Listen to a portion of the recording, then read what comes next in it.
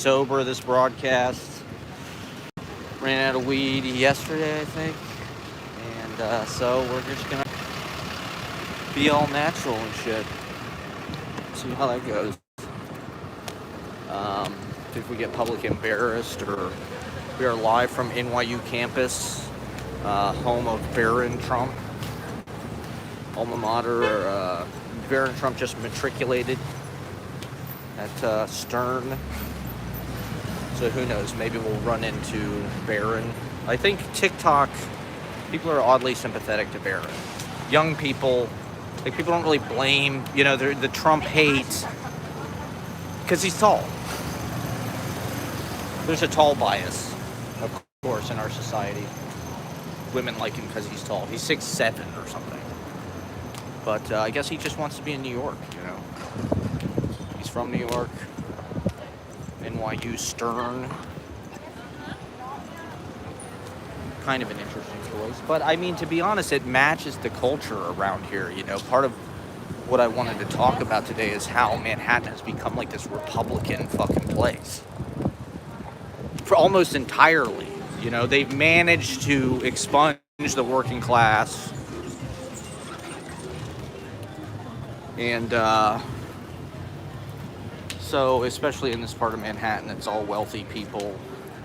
NYU's private school. It's very expensive. It's taken over the entire village. All of Greenwich Village is basically NYU now. Dorms. Ugly fucking student housing. Rich kids. And, this is just a society, the problem that's plaguing our society. I saw this fucking thing. Two of the women in the U.S. Open are like billionaire children. The two who are like competing to win the fucking tournament are like the daughters of like billionaires.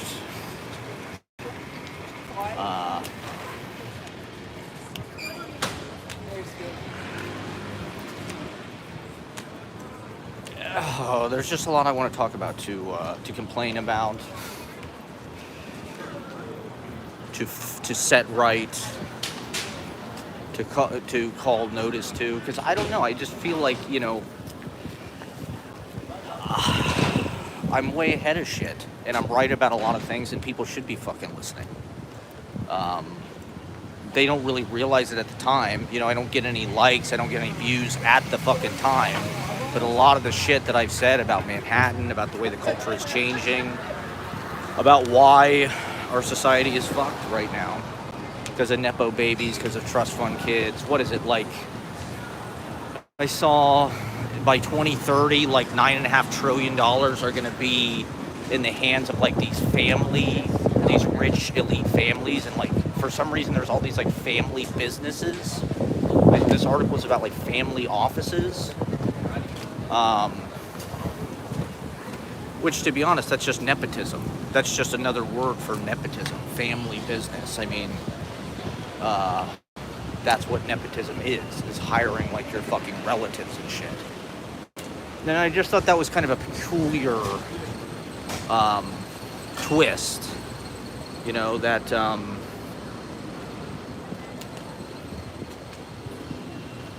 I just didn't really expect that. In a meritocracy, you wouldn't necessarily think that businesses would be set up as like this family office or something, or you wouldn't expect. But I mean, I think we're just moving into this era of like a new aristocracy where we have these families that are kind of elite brands, and they're able to build wealth. And, our society is increasingly making it harder to have social mobility, to move your way up. If you're not already born on fucking third base, it's hard to break through. And one aspect of all this I did want to talk about, there was a story about all these conservative YouTube people have been taking, like, they've been funded by Russia. RT put like $10 million into some fucking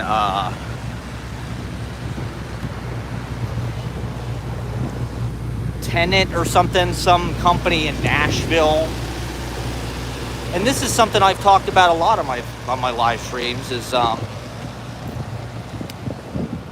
YouTube is like right wing. You know, there's some kind of, this is something, you know, Peter Thiel money or whatever the fuck it is.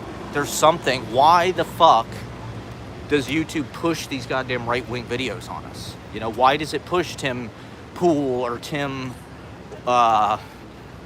Dillon or Rogan or Jordan Peterson, or this kind of like pipeline where they want to radicalize, you know, lonely men? There is like dark money being put into fucking YouTube and shit to promote that stuff. You know, the algorithm, and you know, the idea that like the internet is like a meritocracy, like, oh, you just put content up, and you know, if it's good, people like it, and you'll get views, you'll get a following, you'll become an influencer, you'll become a... It's like, well, that's not really true. You know, they know that the choke point is that you want to be seen, you want followers, you want likes, you want to be an influencer, and so they can really control who sees you, what gets seen. And so now it's pay to play, just like everything in our fucking society. It's pay to play. Where it's like, that's why you got to be rich. That's why there's all this generational wealth that is succeeding. And it's just not interesting. You know, music sucks. Movies suck. Everything sucks. Literature sucks.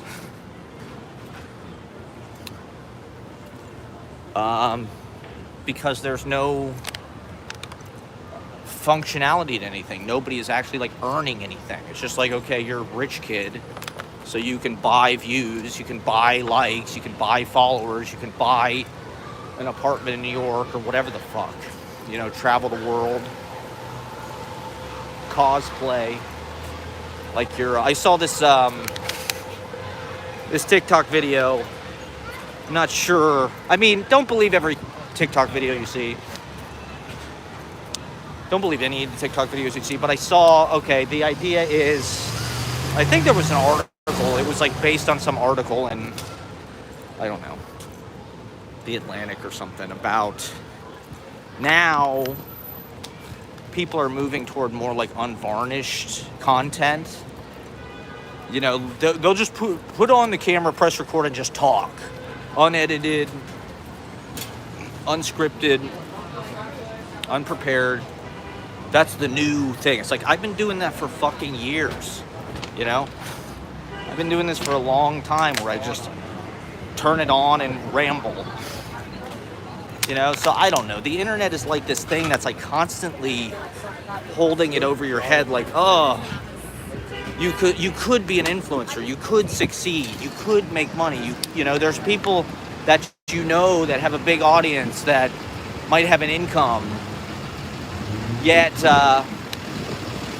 you're not. You're failing. You know, you're not good enough. You're not good enough to build an audience. Your videos are not produced enough or whatever. So I don't know. It's just like, it's frustrating to hear that. To hear like, oh, this is the new trend in fucking content, is to just like press record and just like start talking. It's like, I've been doing this for a fucking long ass time. I don't know what the hell works.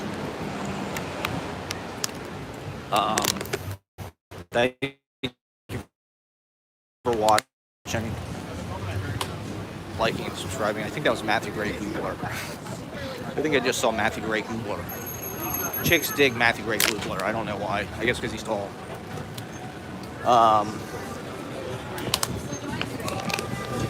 You know, the height thing is just one of those things that I think the internet has exposed. I think women have always preferred tall men. It's just now they have a voice, and they, you know, their opinions are on the internet and comment section, and they make videos, and it's like, that's just what they think. They've always thought that. They like tall guys. Now they have a voice on the internet, so they, you know, it's like, and to me, it's like, it's kind of dehumanizing to just hear women talk kind of freely about, you're like subhuman if you're less than 5'10". You know, it's like, you're not even a fucking person. They don't want to be around you. They don't want to hang out with you. You're just like some kind of little leech. You're just like a disgusting little creep or something.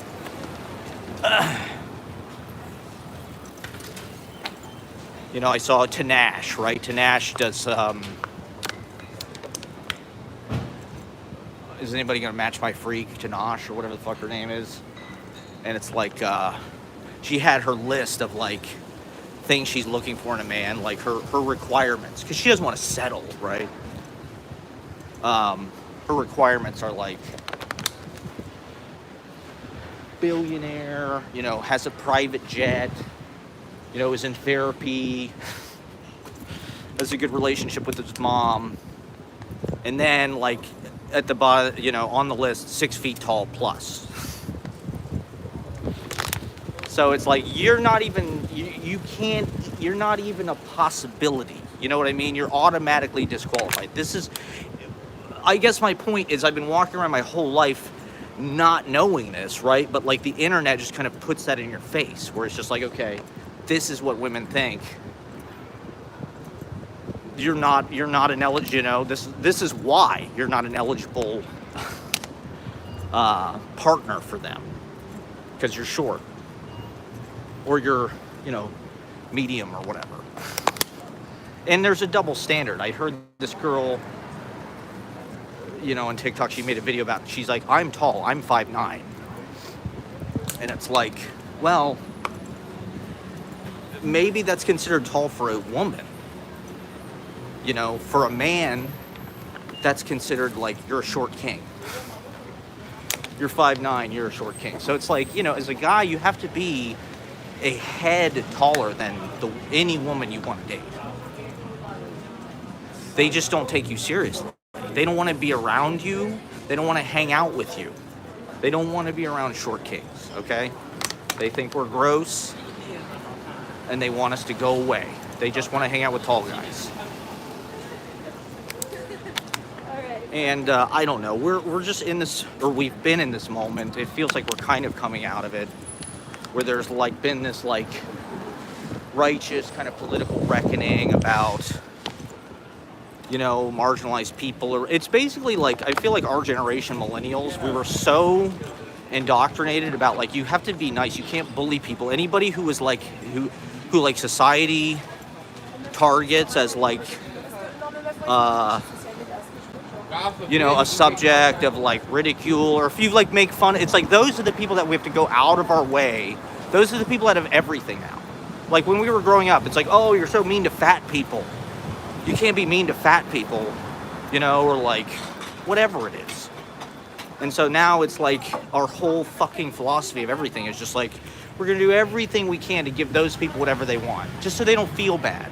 People that we perceive as like, oh, their lives are so hard because they get made fun of and shit, or they're marginalized, or they're, you know, and yet it's been used as an excuse to just make, especially men, just feel like shit.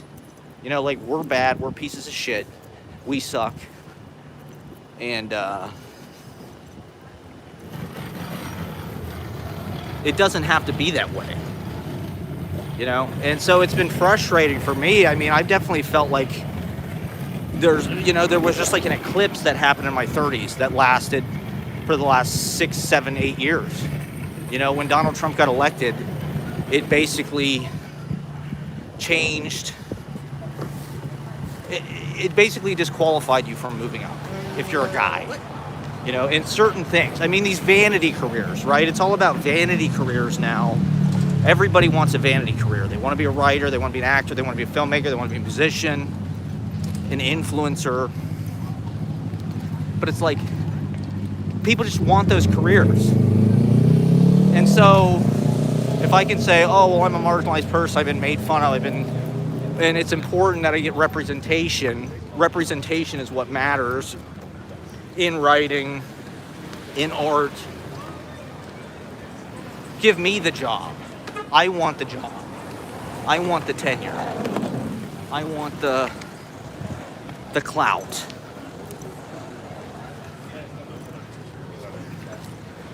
God, I guess I'm just kind of going to. It's my default to go to Bleecker Park.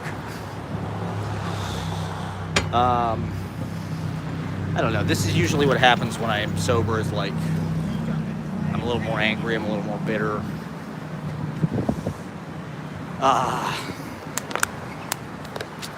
And I don't know, it's just frustrating because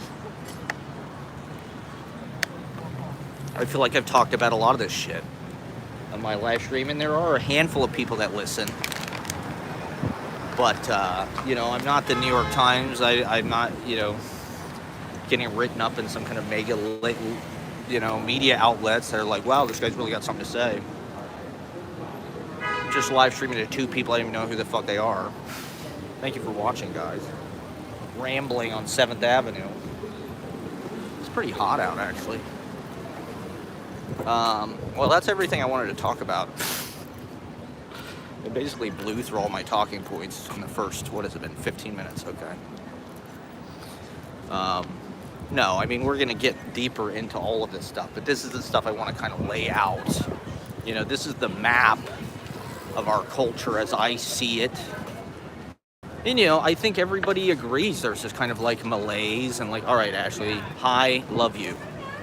You know, there's this malaise, there's this kind of constipation in our society. The art sucks. The aesthetic sucks. Tech people have just stolen everything. They want to override the governments. You know, the tech people want to take over everything. They want to crash the governments. They want to crash the currency. They want to control everything. You know, cars, whatever the fuck it is. And they have, you know, a knowledge that we don't have that, like, gives them, they can hold it over our heads. And they can kind of hijack everything. Like they have with Uber, like they have with Airbnb.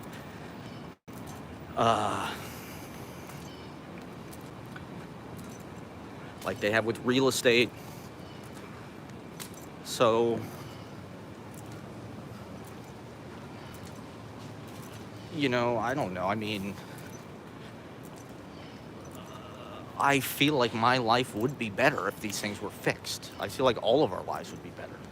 You know, like how many people, I just watched this video, it was like a Trump rally thing, Channel 5. It's like all of the people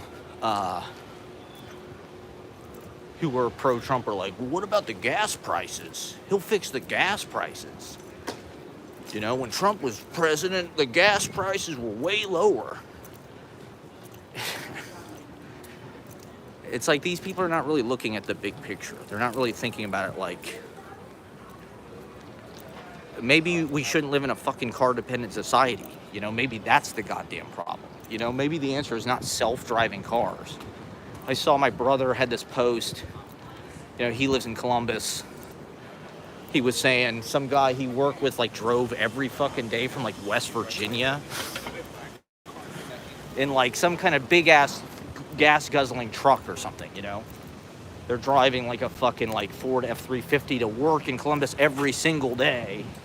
And they're like, oh, this gas. It's like, these gas prices, it's like, these people think, oh, if I get a self-driving electric car, that's, like, the fucking answer. It's like,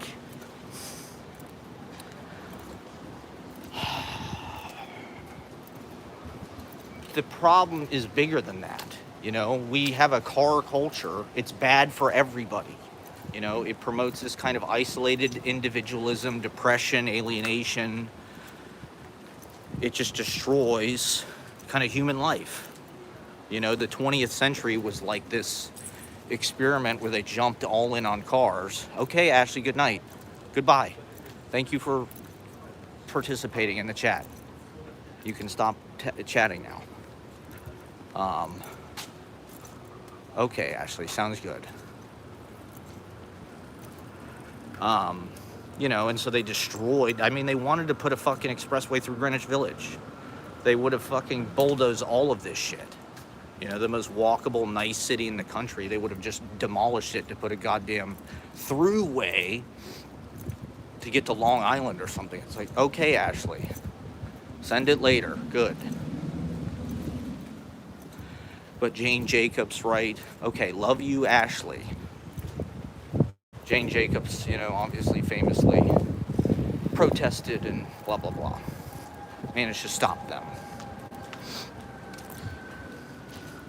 But it took a lot of effort to just even stop it, you know? And so, You know, the answer is not self-driving cars. You know what a fucking self-driving car is? It's a train. That is a self-driving fucking car. You know, self-driving car is basically a train for one person. It's like there's all of these dumb-ass tech people who are chasing like, oh, we got to get to self-driving. It's just they want to put people out of business. They want to put truck drivers out of business. They want to put cab drivers out of business. They want to, you know, they want to get rid of human labor as much as they can and just keep the money. And I don't know, it's just too fucking stressful being a victim of all these bad policies. You know, we live in this era where like we are the victim of like a bad science fiction fantasy about what the future is supposed to be, that like a bunch of tech fucking nerds grew up fantasizing about and escaping into. They don't know anything about actual reality. You know, they've like fucking Star Wars and shit. Or I don't even know, you know, fucking stupid Family Guy or whatever. They're not serious people. You know, there's no adults anymore. I heard somebody say, millennials, there's just no movies about what it's like to be an adult anymore. You know, for somebody in their 30s or whatever, it's like, where are the fucking movies about that? Where are the movies about being like, you know, where are the fucking Nora Ephron movies for millennials? Where are the fucking serious Woody Allen movies? It's all superhero shit. You know, it's all stupid fucking fantasies about being rescued or something.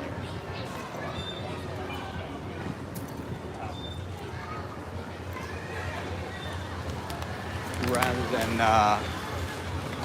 stuff about modern society, the ills, the truth of what's actually going on.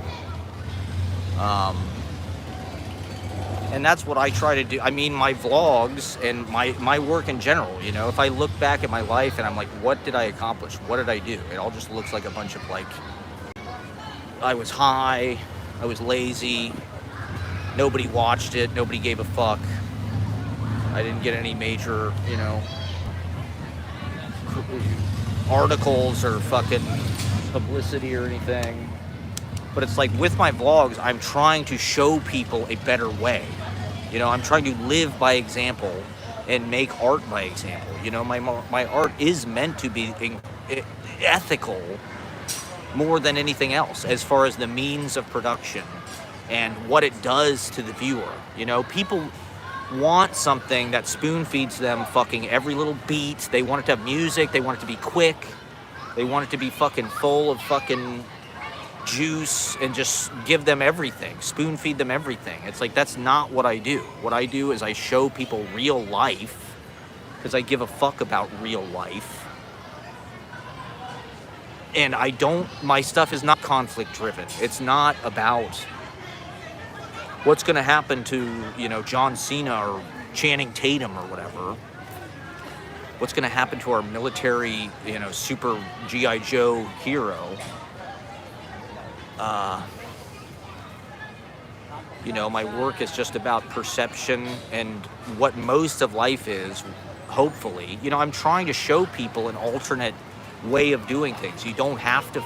We're moving toward a post-work society, right? We're already out of the office. I've been saying that for over 10 fucking years, that remote work was better and the answer. You know, the pandemic, I feel like I fucking manifested it in certain ways because it was a massive change in our society, and it instituted a lot of policies that I had been talking about for years before the fucking pandemic, like universal basic income, like remote work, you know, spending time at home, and moving things online, moving things into like a hybrid space, half live, half real, trying to, you know, push out to a bigger audience that way. And fucking table. And so I don't know, it's frustrating. It's frustrating because everyone throws so much money at the garbage. You know, everybody watches fucking superhero movies. They listen to shitty music. They like shitty poetry. You know, with me, I treat my audience with respect, and I try to treat them like adults, where it's like I'm sort of like handing you a bunch of materials, and it's up to you to sort of like figure out what it is. You know, like if you watch I got a new vlog premiering later tonight, My Dinner with Ashley. It's got The Last Month, Monkey Bar, Cafe des Artistes. It's got the rooftop show, a couple of readings, among other things. You know,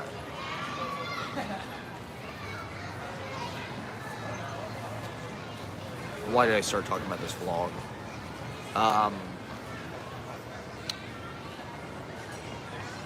You know, I'm glad people are finally coming around to watching things that aren't super fucking produced or super like documentary style, or have a bunch of music, have a bunch of sweetening, you know, paint by numbers thinking. Why? So yeah, like my most recent vlog, it's almost 2 hours long, and it's subtle. You know, everything in the vlog is subtle, including like the audio and the lighting and shit. Like a lot of the audio is muffled, there's interference, you know, you hear wind, or you hear all of this shit, you hear, you know, the sounds of New York intruding. But there's subtle things that, you know, it's 2 hours long. There's a lot of silence, there's a lot of just me walking around and shit, not saying anything. And it's meant to be slow and subtle and not confrontation driven, not conflict driven, not full of action, not full of death, not full of, you know, hyper stimulation. It's meant to be like natural wine. It's meant to be like orange wine, you know, where it's like, it's not full of GMOs, it's not full of CGI, it's not full of like, I just really just trust that all of our movies are based on conflict, based on bad things happening to people. You know, I don't want to, I think that's kind of a sadistic impulse, to want to watch people suffer in like a movie, or watch some character have to like overcome obstacles. Like, I do not want to see that. I don't want to see obstacles. I don't want to see anybody overcoming obstacles. I just want, you know, I don't want my life to be full of that. I want my life to be peaceful and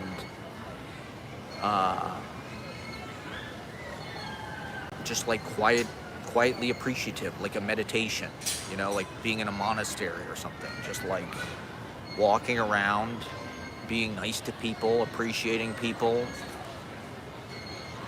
light, appreciating, you know, just the natural ambiance kind of the world, and being alive, right? You press record, and you're capturing a little piece of kind of the miracle of being alive. And I want it to kind of hang in some kind of like raw way. I don't want it to be all, just like the poetry, you know, I don't want it to be all fucking like punctuated and clean and smooth. You know, everything is so fucking smoothed over and kind of homogenized, or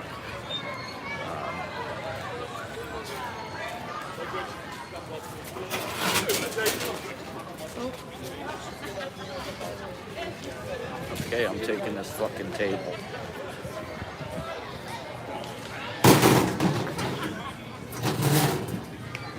It's a public fucking table. I mean, shit go off. Oh boy, I accidentally hit my fucking button. Okay, there it goes. Okay. I don't give a fuck. I don't give a fuck what a bunch of rich tourists think. You know, I'm glad there are homeless people here fucking up everything for these goddamn white people. These Europeans. Get the fuck out of our city. It's just like New York as a site for culture as a site. It's not an open city. It's not a place where poor people can come and make anything of themselves. You already have to be rich. You have to be marginalized, or at least perceived as marginalized. You have to be both, you know? You have to be rich and marginalized, because then you're already in the system. You're already in this kind of society of like the private clubs that run everything, colleges, institutions. It's like these people don't have any fucking sense. They're just like, they're pampered. They're like Barron Trump. You know, it's like they've been raised by fucking nannies and shit. And, you know, to be honest, I think a lot of people, I mean, look at Channel 5. That guy never even comes to New York. You know, I think a lot of people are just over New York. Or like New York has become more and more like different than the rest of the country. You know, New York is now just like this kind of offshore zone where the elite of the elite kind of have a pied-a-terre, you know, whoever it is, Taylor Swift or Elon Musk or fucking these people, Fashion Week people, you know, they have a little, they own all the best real estate, and there's no mitigating factor, you know, there's no homeless people, there's no crime to scare them away. You know, the New York that I idealized was a New York where poor people could come get a rent-controlled apartment just by their own kind of, they had to earn it. You know, you had to earn it by sort of like subsisting through the crime, the fear, the danger. Now there's no danger. I don't think that's why New York isn't interesting. You know, it's not like we want danger, but there's no mitigating factor. You know, there's nothing that like,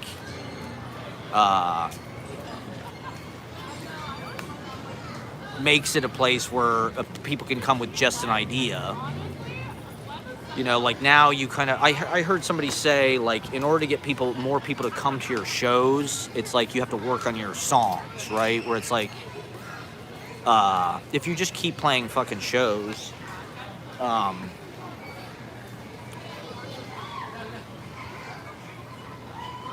with no, like, material to draw from, it's just like you're gonna just keep having nobody show up. Whereas, like, if you work on your songs, if you make good songs, you'll create a buzz online, people will start to listen to them, and then they'll want to come see you because they'll be curious, they want to hear the songs that they like. I mean, the music that I make isn't even like that. It's not even songs, you know, I don't do that really anymore. System Lord, I encourage people to check out the System Lord Bandcamp. I mean, there's tons and tons and tons of material.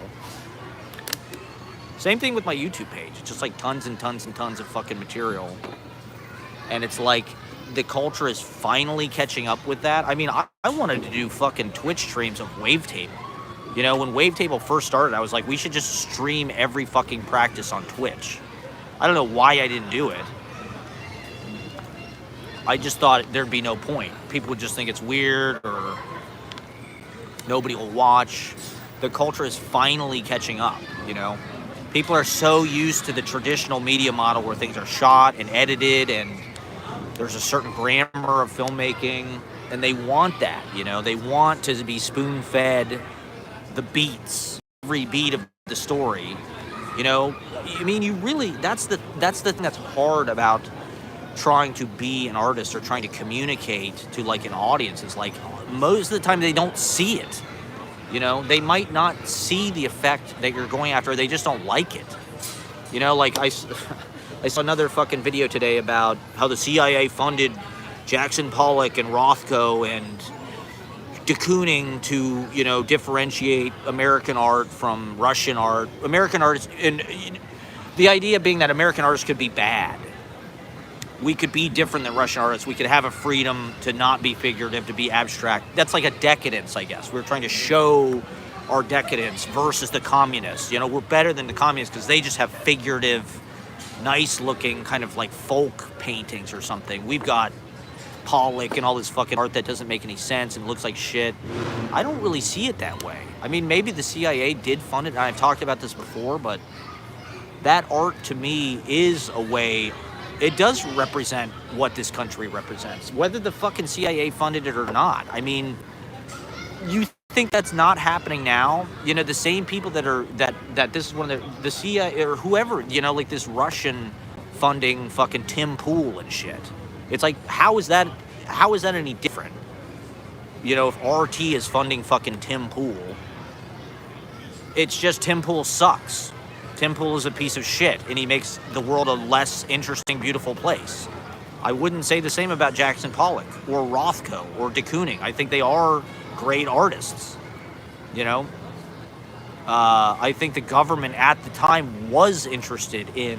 Obviously, there was a political ideology that they were trying to put forth, but I don't necessarily think it was, like, a bad thing.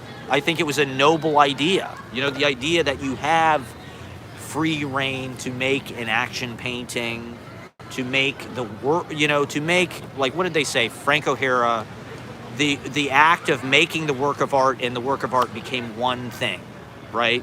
With abstract expressionism, with Frank O'Hara, the writing of the poem became the poem. And people just don't want to... Maybe that was interesting in the 50s. Maybe it's not interesting anymore. To me, we're moving more and more into a world of that, like streaming. That's what... Or, you know, the way that our life is becoming like this media. You know, we're filming shit. We're making music. We're doing podcasts, whatever. It's like we're moving more and more into Frank O'Hara's world. We're moving more and more into an abstract expressionist type of world. Not... you know, a figurative world of technical skill. We have machines that can do that. You know, we have cameras that can... That's why I film shit, right? Because that's my painting.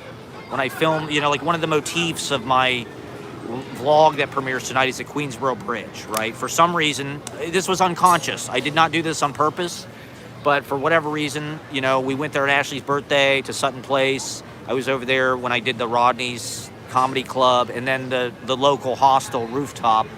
That bridge obviously is a big part of the view.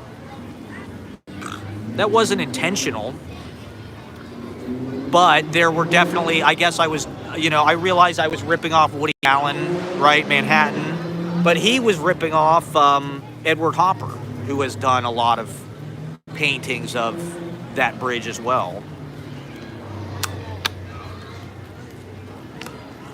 And, you know, that was 100 fucking years ago when there was no color photography, no, you know, no high def anything. They had to fucking make a painting of the bridge. That was the only way to create an accurate kind of, you know, representation that you could see from another place. We don't live in that world now. You know, now we live in a world of fucking HD video in everybody's fucking pocket. And so I think the more you move into your own kind of nebulous inner space, you know, the inner space is the thing that's not really being explored as much. You know, the way that the phones, social media, and all of these kind of political changes that we're going through are affecting kind of our interior life. To me, that's what poetry is kind of putting on display. And I think as poets, it's more interesting to, you know, the thing that people don't get about, I guess a big part of the intention of what I'm doing is form. You know, if you're not appreciating the form of the things that I'm writing, it's like there's just you're not going to get a whole lot out of it, because the point of it is to give permission and to move into a more contemporary space, into a means of production and a technique that more accurately reflects the speed, the immediacy, you know, the flurry, the abundance of modern life. You know, if you have this kind of slow poem that's focused and clean and framed, it's like a painting from fucking 200 years ago. I mean, that's something Sparrow was saying. It's just like all the poets now want to write like they're Victorian or something. Poetry has become very smooth. It's become prose, basically. It's like oatmeal, you know? I don't know why. Millennials, they want safety. They want You know, they were over parented, they were over guidelined, and they want like smooth as milk. You know, they do not want sharp edges, they don't want fragmentation, they don't want shards, they want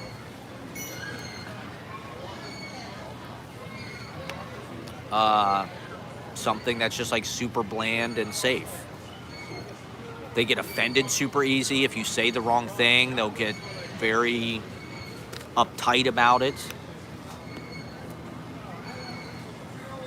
You know, and one of the things that I realized about my own work is just like feeling the rejection that I felt, or just like the experience that I've had, and what I see with academia, MFA programs. You know, I just want to offend all those people as much as I can, and my work is sort of like throwing shit in their face. You know, because I can.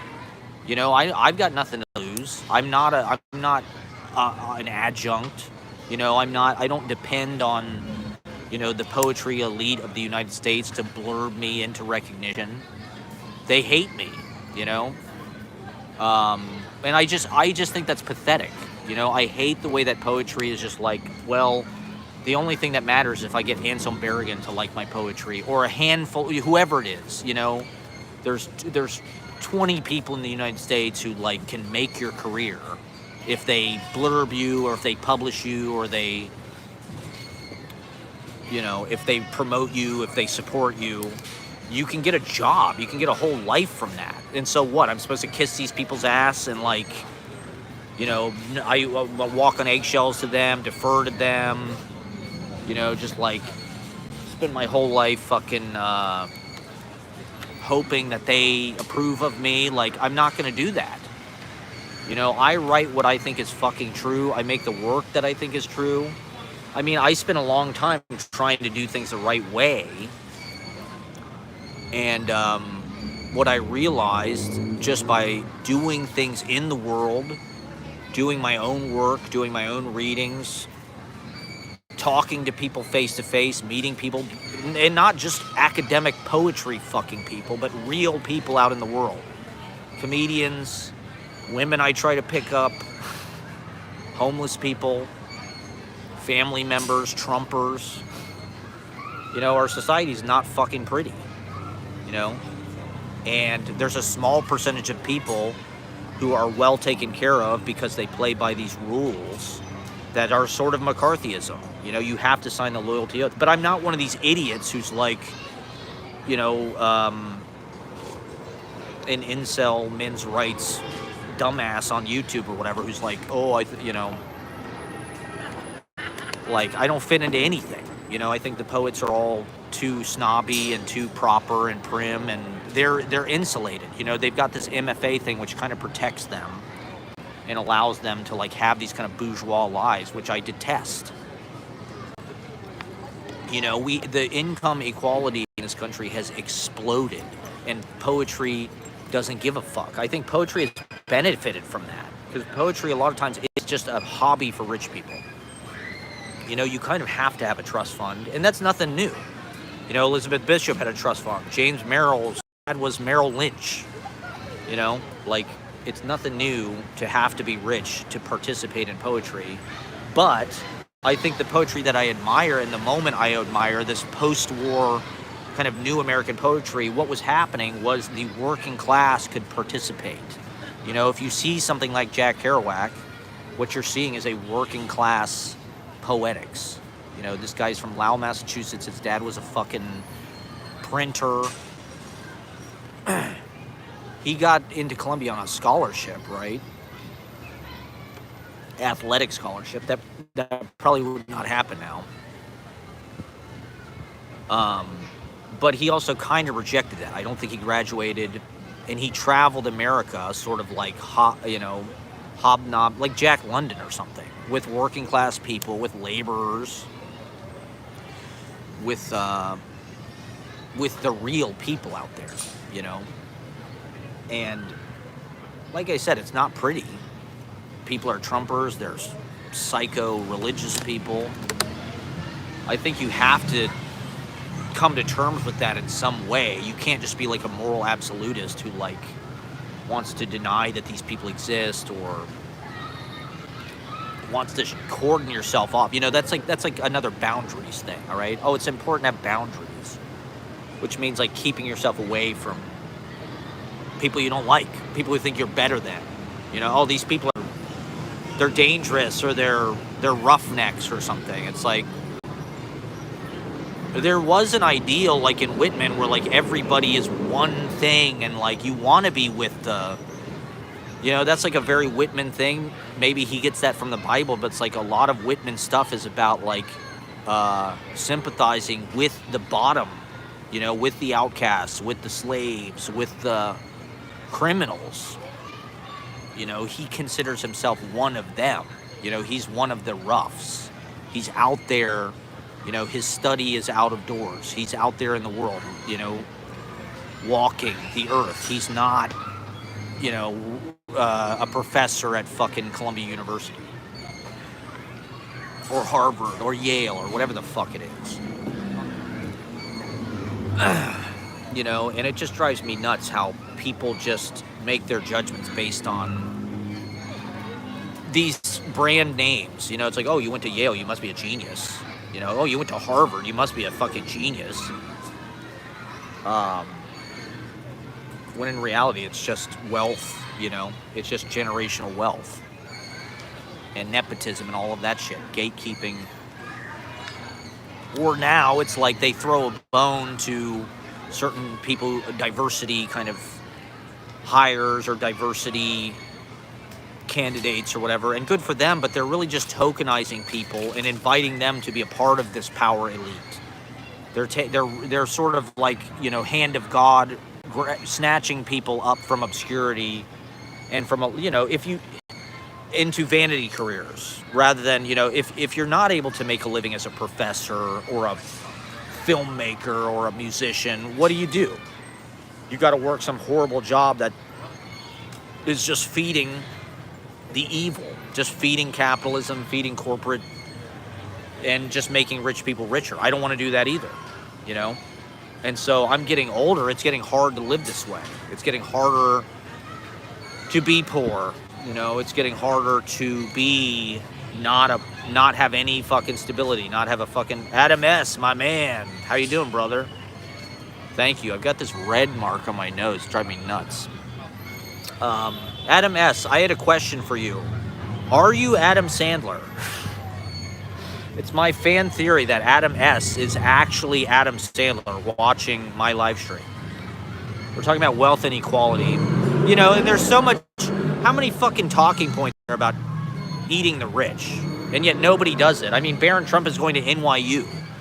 You know, that's a perfect metaphor for like the illusion. You're a Democrat, you're a Republican, but like it doesn't matter because those people are the elite are all in the club together and we are not, right? We can squabble over transgender bathroom or whatever the fuck it is, but it's like they're still exploding the wealth inequality. They're still robbing us blind, and they're making life harder for everybody else. And so at NYU, it's like you have a bunch of people that are radicals whose parents are paying for them to go to fucking school. And so they have the privilege to be radical. They have money and intelligence and education enough to be able to do that. Yeah, there's like a playground over here.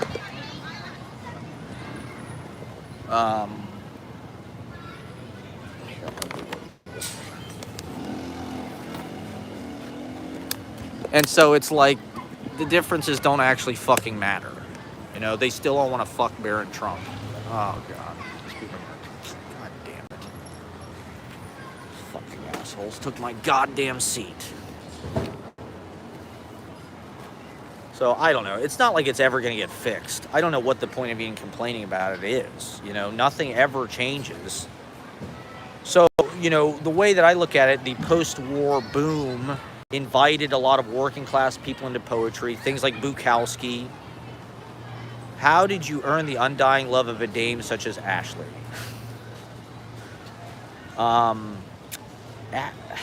Women want to date up, you know?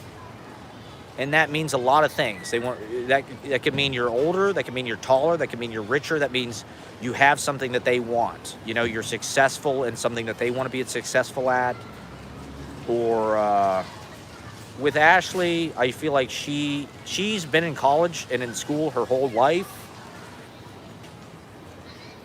You know, I met her when she was 22, and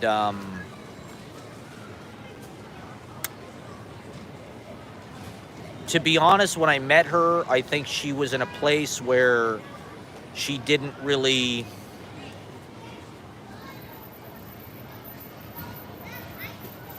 I don't know, she's lonely. Let's just say. And I don't, you know, I'm sure she gets attention from men, but I'm sure it's like, you know, it's probably not like, it's probably just like everybody else. She's just like everybody else, where it's like you're just looking for somebody to fucking, you know, to date. It's hard to find anybody to fucking date. And to be honest, we just have a lot in common. It's that simple. You know, you can't fake that shit. You know, everybody wants to go on dating apps and this and that. It's like, it doesn't work that way. You know, you have to fully figure out who the fuck you are. You know, so it's like I'm 15 years older than her. I'm set up in New York. When the time I met her, I had an apartment, you know, and I was sort of this like, you know, I've been in New York for a while. I've got this job at Poetry Project. You know, I've got the thing at KGB. So it's like, I'm not just some loser that's like playing video games. And, you know, like within my field, I'm very motivated. And if you're smart enough, you can tell that like what I'm doing has a lot of things to recommend it. And she is smart enough, you know. I met her at KGB open mic. Downstairs, the monthly open mic. I read a piece. She read a piece about being a post-beat it girl. Her line about is noise the news dad rock. When she said that, I was like, as soon as she was done reading, I was just like, you know, that's the thing about poetry and about poetry readings, about open mics in general, is it's like, it's a great way actually to sort of get to know people and not like sample people, but you can see who they are before you approach them, you know? So if you see somebody read their poetry, you can kind of tell their inner world and who they are. And it's like Ashley and I have a lot in common culturally, and just like I think where we're coming from, maybe the way that we see the world. And so like she is very, very precocious and advanced for her age, for what she does, for poetry, for literature, for art, for movies, whatever it is. The other day, she was hanging out with the Dare, right? Poetry is a dying art. What do you see as its future? So, you know, just like as soon as she said noise is the new dad rock, that's why I started playing noise. Because everybody started saying what I did was dad rock. So I was like, well, I got to do something else because I can't play dad rock. That's bad. We don't want to be like our dads. What could be lamer than that? And so I started playing noise. And now noise is the new dad rock. And so it's just like, you know, Ashley and I, you never run out of things. You know, a relationship is like a collaboration, and it's like having a scene partner. And it's, you know, you have to constantly be able to create interactions, moments. The other person has to surprise you. There has to be a completion of, you know, if I say something, Ashley constantly surprises me with her wit, her intelligence, her brilliance, and her way with words, you know. And so that keeps things moving upwards, you know. What do I see as poetry's future? I mean, I'm trying to do it. You know, this is poetry's future. People getting on the internet and talking, because that's what poetry is. It's oral, it's spontaneous, it's improvisational. I wouldn't say poetry is dying. I would say print is dying. And literacy is dying. I suppose we'll probably always have literacy and print, but I think the phone is the new book, basically. You know, you've got your phone on you at all times. You can open up the screen and just go into any performance, you know? You can witness a performance anywhere, anytime. Attention span is dead. Yeah, that's another reason, you know? Everybody's hooked on their fucking phone anyway, you know? Everybody is on goddamn TikTok, you know? Or YouTube. And so if you're a poet and you're not on those things, like, good for you. You're subsisting in sort of like, you know, that sort of cute little quaint like world that does still exist. I mean, there is still tangible reality. There is still brick and mortar. There is still in-person interaction. And that's still like a big part of life. Like, I would say 60% of human life now is on the internet and it's on the phone. You know, I would say probably 60% of everything that I do through the phone. Whether that's being on Instagram, email, posting performances that I do on YouTube, posting vlogs. And so I can't help it that the fucking audience is 10 years behind me. You know, that's what being ahead of your time is. Nobody fucking gets it, you know? Because they're idiots. In the same way that they don't understand what Ashley is doing or what I am doing. No, this is, yes, that's all right. That's fine. And so, I don't know.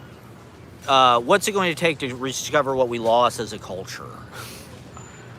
I don't think it would be that hard, to be honest. I mean, I think part of our job is to, like, figure out how to do this shit online. You know, it's just a tool.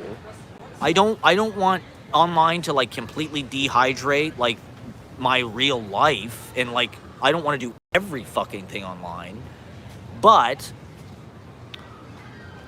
you know, culturally, it could be way more interesting space. The internet as a tool is so... That's why I complain about the algorithm and about this dark money and RT funding Tim Pool and shit, is because it's what's making the internet uninteresting, and that's what's killing the culture. You know, millennial kind of minimalism. When I look at JD Vance, it's like that guy is the peak millennial. When I look at JD Vance, I'm like, he's Columbus, Ohio millennial. It's like he's married to an Indian woman. You know, he's not having tattoos. There you go. He's like got a beard and eyeliner. You know, he's not a hillbilly, but his whole fucking thing is about something real that happened to him when he was a kid before the internet, basically. Having a long attention span. I mean, that's interesting. I don't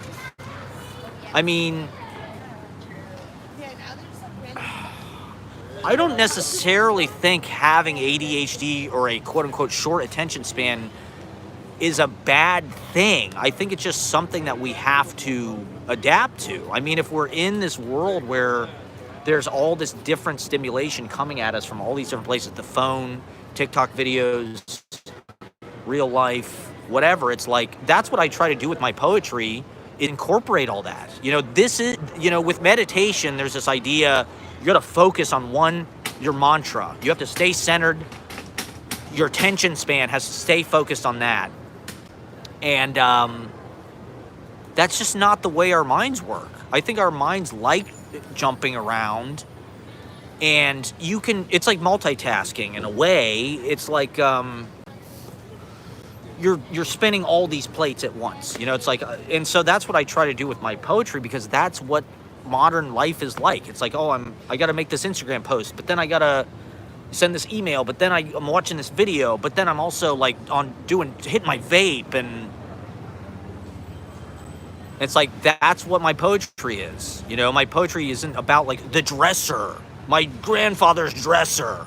I remember my grandfather's dresser and blah, blah, blah. The oak was so sturdy. It's like, that is horse shit. You know, if you look at what modern world looks like, it is short attention span. It is. I think that's interesting that there's just these trends, right, with the internet where it's like, well, this is what we're doing now. We're shutting off the phone. You know, we're doing more things in real life. And it's like, I don't really believe that. I still think everybody does everything for their audience and for the validation of fucking Instagram. And that's where all their friends are. And that's where all the cool people are. And it's just a fake, like, wellness trend, you know? Oh, we're going to, like, get into long form. It's like, I don't know. I mean, when you look at something like reading, okay, I saw this interesting video about the one good thing about prison. The best thing, the one positive thing about prison is that this guy posted, he was like, the one positive thing about prison is I've never read more in my life. You know, like reading in prison, that's the one thing you can do in prison is just read all the fucking time because you're just locked in a fucking cell. You got nothing to do. And I'm like, you know, we are living in this world where we're not in prison, right? And so we can't control our desire to get on the, you know, we want that dopamine, we want that insulin, we want that immediate gratification, we want that sound bite. We want somebody to fucking sum it up in 5 seconds and to just give us that punchy, quick. There's just too much. Like you said, there's too much content. There's too many things competing for our attention. And so, you know, but there's also an interactivity with the internet that books do not have that I think is the next step and is very exciting. Like a book is not a part of the internet. You know, a book is not, it's paper, it's like going into the 19th century or something. And to be honest, I mean, there's something very interesting about what happens to you when you read. I do think it's like interesting. You know, when you read, there is like this like deeper brainwave thing that's happening. But I also just, you know, in my own personal struggle to try to make it as a writer, all of the people that I know that are like super snobby about books are fucking assholes. And they're just trying to hide from life, you know?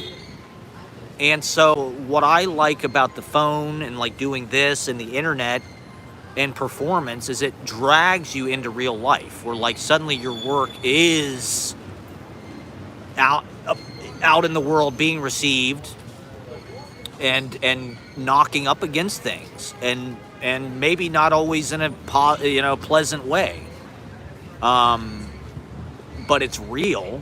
And so I think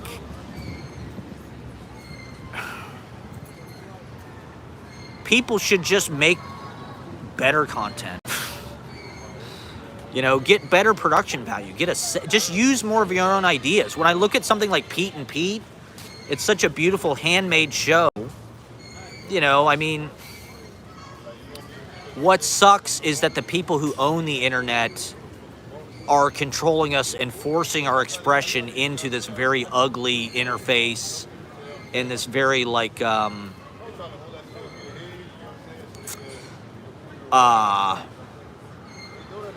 they're actually using us against each other. You know, they're using us to trigger each other emotionally, to piss each other off, to give each other FOMO, to feel like, oh, I'm not at the party, or oh, I'm not cool. This person liked this other person's post, or this person's on this show that I'm not on, or these people are doing things without me.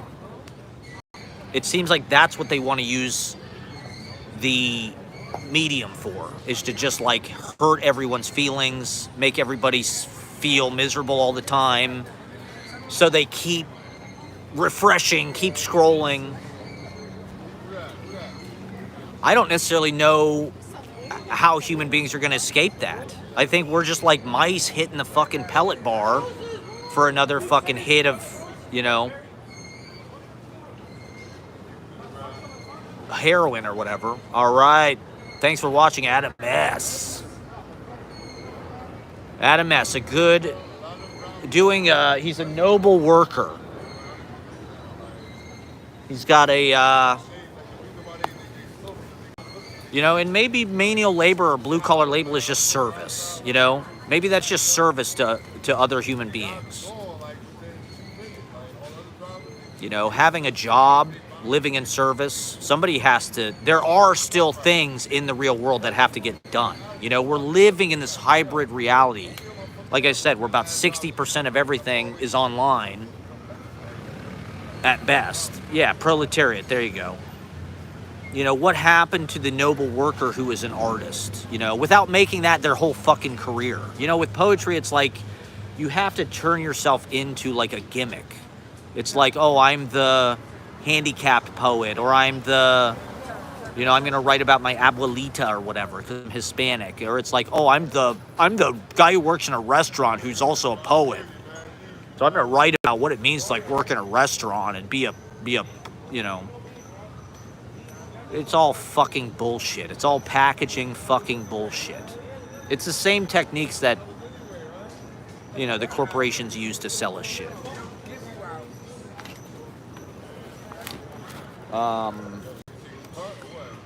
So yeah, I would just say poets need to,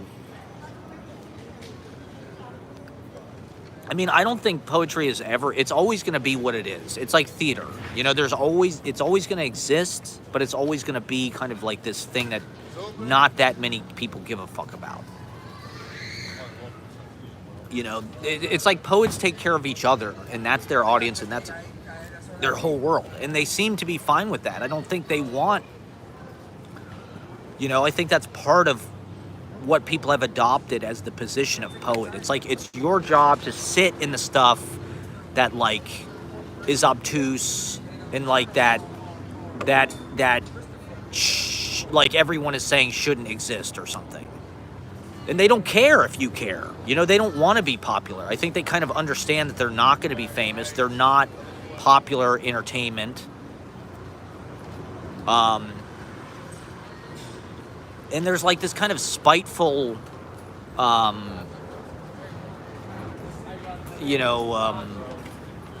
arrogance to that position. Like, we're poets. We're better than you.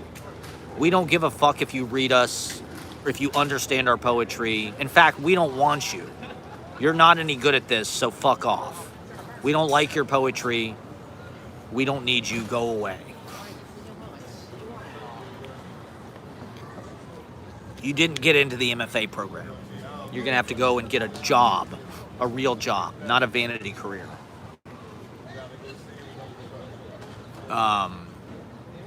So I don't know. That's something that I'm trying to exercise with my own work, is move it, or at least, I think you need to learn. In high school, I had this teacher, Mr. Hecker. He had us make these poetry videos in fucking high school where we'd read a poem and film some shit, put it over the poem. It's like, that's still what I'm doing. And there's like a slipperiness to video and to speech that's different than the page. I love reading. I kind of wish I would go to prison just so I could read.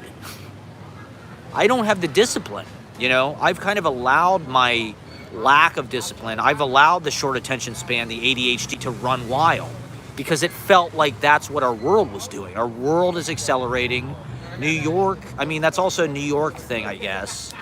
New York is this physical embodiment or this physical location of short attention span where it's just like there's just too much stimulation. You want to talk about too much content, too much stimulation. It's like New York is the real world. It's like the internet before the internet. It's like a physical, physicalization, a physical incarnation of the internet where it's like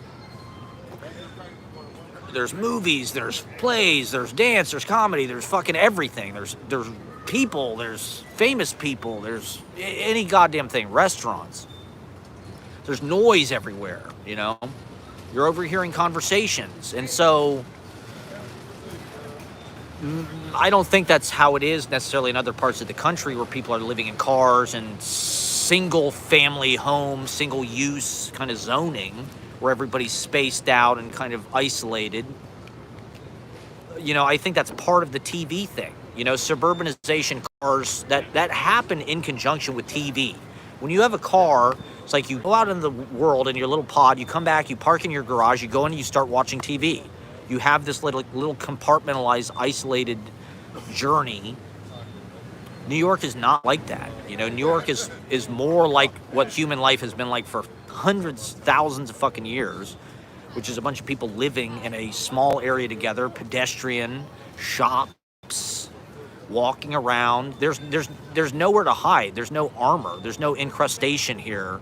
You can't just get in your fucking SUV and, you know, drive 100 miles an hour, pissed off, you know, guzzling gasoline. Listen to your music in your own little protected bubble. It's like New York. It's like you are out here with other people. And like I said, most poetry that I read today is not like that. It's not fragmented. It's not fast. It's not short attention span. It's not chatty. It's not gossipy. It's smooth. It's oatmeal. It's like they put it in a juicer or something. It's like they put a bunch of fucking green vegetable, you know, fruit and shit in a juicer and just juiced it so you can just suck it down. And I do like word salad. I prefer word salad. I would rather read a word salad. You know, part of the intention of my books and my writing is not meant to be a linear narrative. It's meant to be something that you can just jump in anywhere. Because that's what I do with books. Most poetry books I pick up, I don't read anything. I might read a couple lines and then I flip to the back to read the acknowledgments, to see who they thanked. Because that's what poetry is. It's all about networks of people who approve of each other and who sort of like support each other's careers and careerism. And you got to pretend like you're like some sincere person who doesn't care about that, when in reality that's what everybody the fuck is doing. But with my work, it's like you know, usually when I pick up a book, I'll flip through the pages and I just kind of read lines at random. So that's all this is. Like, you can read it that way. You don't have to read it from start to finish. You can do that too, if you want to do that. But it's meant to be, you know, when I have a line in the middle of a stanza like, life is a lot to process, that's really meant to stand alone. That line is really like a fortune cookie. It's meant to be one line, life is a lot to process. And then you just go and you think about the joke of whatever that means, you know, because the joke is, oh, I have to process, you know, I'm still processing, or, you know, these things happen to us in life. Oh, I haven't processed this yet. But life there's just too much to process, you know. As it's a joke to think that we can process all of it or something, you know, like, oh, I'm processing this. So much shit is thrown at you all the time that it's just like, it's kind of an understatement, right? I guess it's not the most profound line or anything. It's sort of a bumper sticker. But there's embedded bumper stickers throughout this. You know, that's all it is. It's just a bunch of strips of bumper stickers that are sort of smashed together. But to me, these are the pieces of language that I caught through the linear journey of my ongoing living, right? And so I trust that there is a through line, there is a narrative, because it's a life, you know? So I'm trying to reflect the form of my life as it actually is, rather than just impose some kind of like focused, single subject, linear narrative where every beat makes sense and kind of, you know, it's like I have these huge tangents that just make no sense. I have non sequiturs and shit where it fucking goes like, and I'll just say something that's like, what the fuck? That doesn't have, you know, and it kind of is irritating, to be honest. You're like, why did he change the subject? Why? I was reading this one thing, it was going one way, and then it just went this total other way. Like, what the fuck? But it's like, I don't know. It's easy. That's how it is in life. You know, I'm sitting here doing this, and all of a sudden somebody will just come up and interrupt. Oh, and it's got nothing to do with anything the fuck I'm talking about. You know, you don't really see that in work because it has to be narrative. There has to be a reason why everything is included. You know, why did you put this in your poem? Because it has to It's got to be like a fuse that's burning, right? Every line has to be like the fuse is burning to the explosion, which happens at the end. Whereas, like, I look at it more like a raga or like Indian music, where it's like it's always happening. You know, the river is always flowing, right? It's just like a stream, like streaming, you know? It's like there's always mental activity. There's always thinking. There's always perception. So, you know, to have a poem that stays on about your grandfather's dresser or whatever, that's an illusion. That's a lie that tells the truth, which is not really what I want to do. I just want to tell the truth. I just want to show real life how it actually is.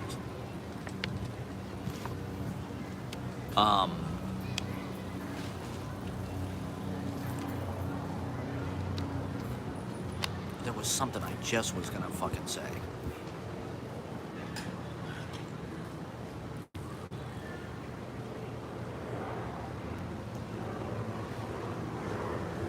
So I don't know. There's always interruptions. There's always tangents. There's always, you forget what you're saying. You lose your train of thought. Oh yeah, okay, sonnet, right? I saw the other day, sonnet comes from the Italian word sonetta, which means little song. And I like the idea that poetry, you know, the idea with a sonnet is that it imitates the action of the mind, where it's like you have 4 lines on one subject, then there's a volta and it pivots to another subject for 4 lines.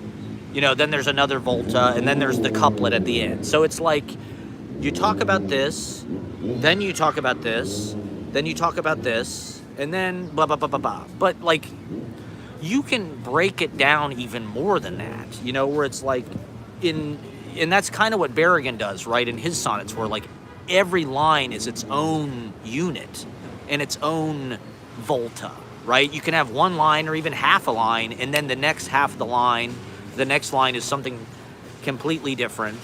You know, the magic of the sonnets is that he takes all of this language material that sort of is not cohesive, and yet he's able to string it together in a way. He puts the words in the exact right order that there does have a feeling that it's meant to go this way. Even though it's jumping all over the place, it feels syntactically like there's a string. And I try to do that as best as I can. Whenever I can get things to sort of go together and run together and sort of face the same direction and have a thread and a through line, I try to do that. Even if, you know, like, for example, the things are thought of at completely different times. You know, we've been through this once before. Life is a lot to process. You know, those 2 lines have nothing to do with each other. I thought of them at completely different times. You know, I probably thought of one of them, and then I probably thought of the next one 6 hours later. But for me, it's like there are pieces of sentences where it's like you can take a subject from one sentence and a predicate from another sentence and kind of put them together, and it kind of works, and it kind of forms like a hybrid or like a minotaur sentence, where it's like you have a human head from one sentence, and like a horse's body or whatever the fuck it is. But there is a seamlessness to it, even though they're kind of combined. You know, that's, to me, that's a way of. I heard this quote the other day. Philip Guston said he wants art that will continually baffle him. You know, that's like endlessly baffling. And I feel like most poetry is not like that. Most poetry, you get it immediately. That's what people like about it, is it says some fucking thing that they're like, oh yeah, that was so righteous. Like, whereas I'm drawn to stuff more like Bill Berkson, or the sonnets are like that, where they're just kind of inexhaustible. Or Jackson Pollock is like that, you know? It's inexhaustible because it's continually baffling. So it gives you, it's like a chew toy for your brain. where it gives you something to chew on every time you pick it up. You go, what is what is this? You know, I don't know what this is, but it's interesting and it's inspiring, and it does add up to like a ghost harmony or a third thing, where it's like, you know, if I just told you what it is, it might be underwhelming. Whereas, you know, it becomes this kind of ambiguous, like Tender Buttons, right? I think Tender Buttons is maybe the best example of a work of art that's like that, that's just continuously baffling. And it's more enriching, it's more magic, it's more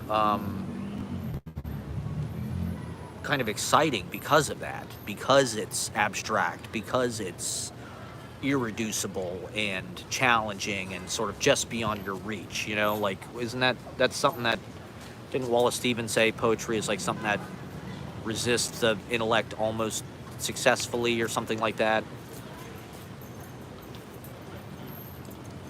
You want to be in that space, you know, where it's like, but at the same time with me, there is an objectivism. I like real life, I like reality, I like figurativeness. That's a New York School thing too. I mean, if you look at the paintings of the New York School, or you look at James Schuyler, or you look at, you know, Jane Freilicher, Alex Katz, they're figurative. In fact, they're almost like cartoons or something. They're landscapes, they're people. There was this interesting thing Alex Katz said about painting real life people. The likeness is a bonus. You know, he wasn't trying to make his paintings look just like the person. He said if you focus too much on the face, it creates an unevenness with the rest of the painting. You see all of this detail in the face where the artist worked on it a lot to make it look like the person, but then you lose a lot in the rest of the painting. There's an unevenness because you spent so much time on the likeness. Whereas it's like, nowadays, people want the likeness. You know, they want to see something that they go, oh, that looks just like that guy. You're good at drawing. You know, you made it look just like that guy. Whereas, like, if you look at, you know, some of those New York School paintings, it's look like a kid painted them or something. It's, you know, there's a simplicity to them that I like. And so, you know, trying to fit, it's almost like sleeping and waking. It's like waking life and dream life. You know, your waking life is this kind of real. It's real. You see things happen to you. They're sort of undeniable. You're trying to understand, you know, you're trying to communicate. There's a clarity to it to some degree. Even with with real life, there is also a disjunction, an abstraction, a dreamlikeness, a hallucinatory quality, a fantastic quality, aleatory quality, a quality that is like sleepwalking and kind of mysterious. But then there's the dream world where things are, you know, they have kind of a representation or a look that it almost tricks you into think it's reality, but there's something about it that's, you know, enigmatic or incoherent, or, you know, the logic of it is not like the rules and the laws of our shared kind of objective reality that we live in.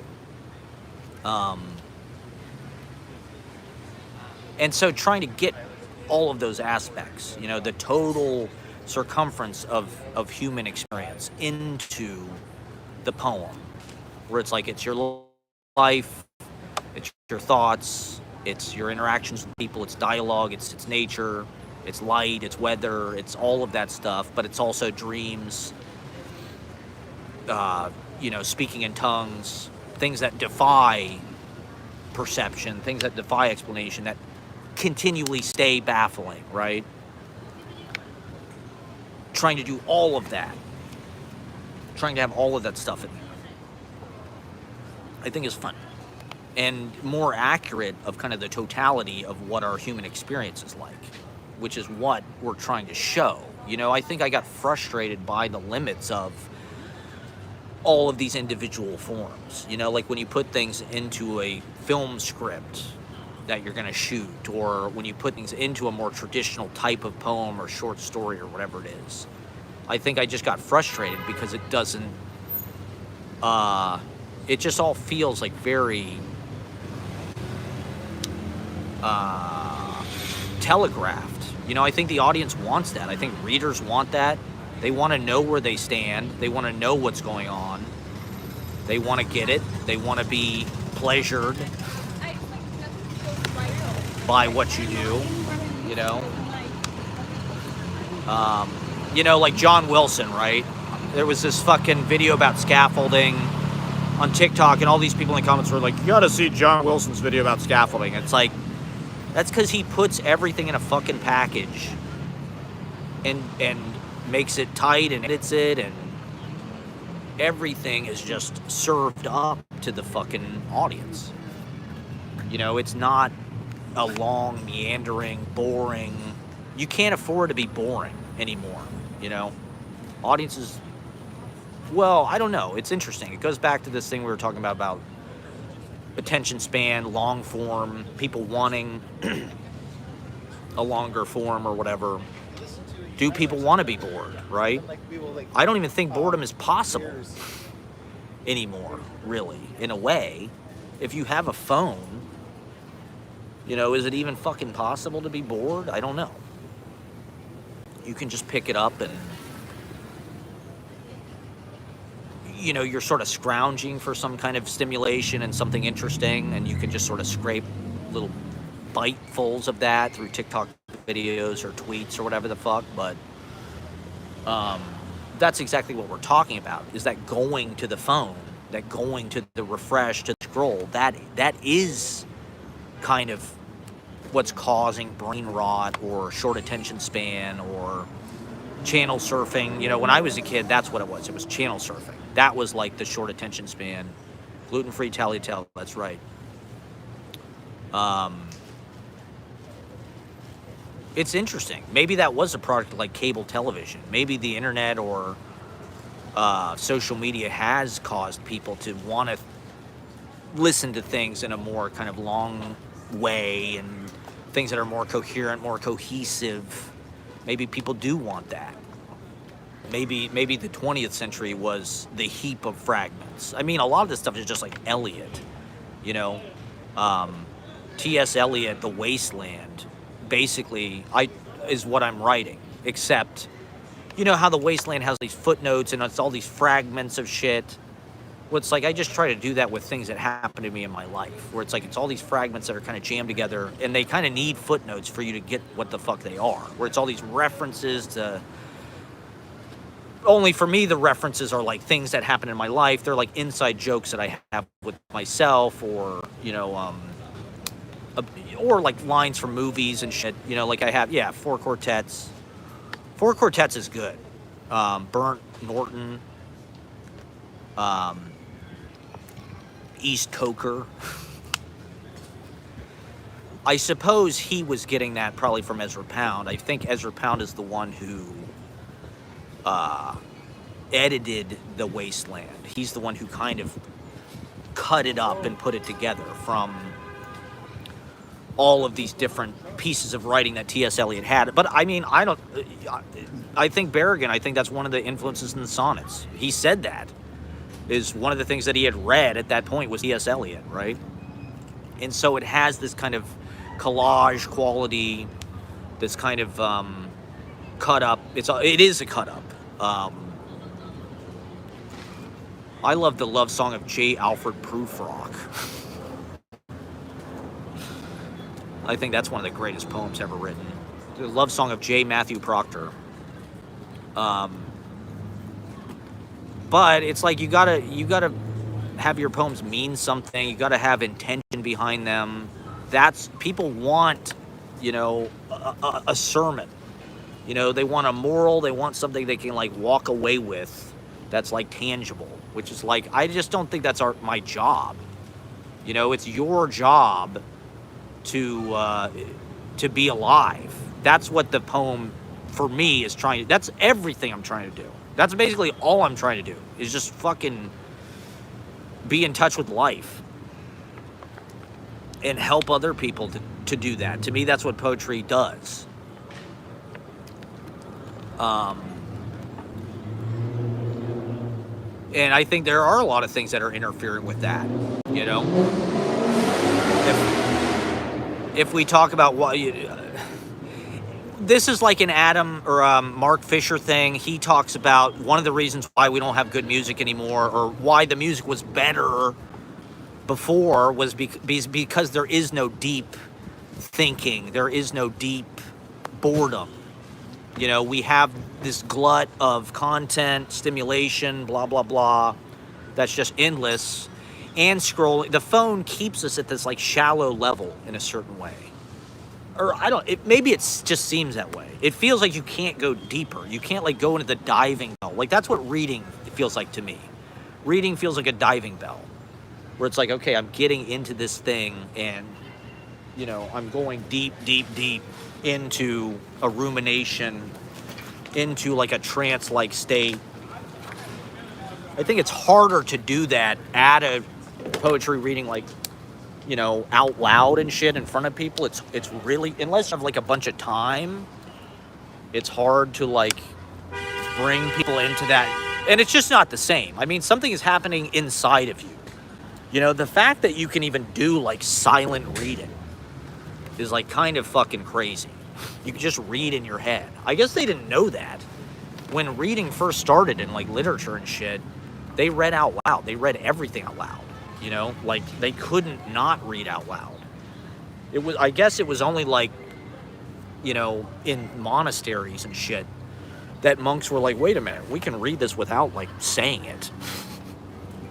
And I do think that something very special and important happens when you can go deep into reading a novel or something, or a long poem or whatever. To be honest, I think a lot of the experience of reading poetry prevents you from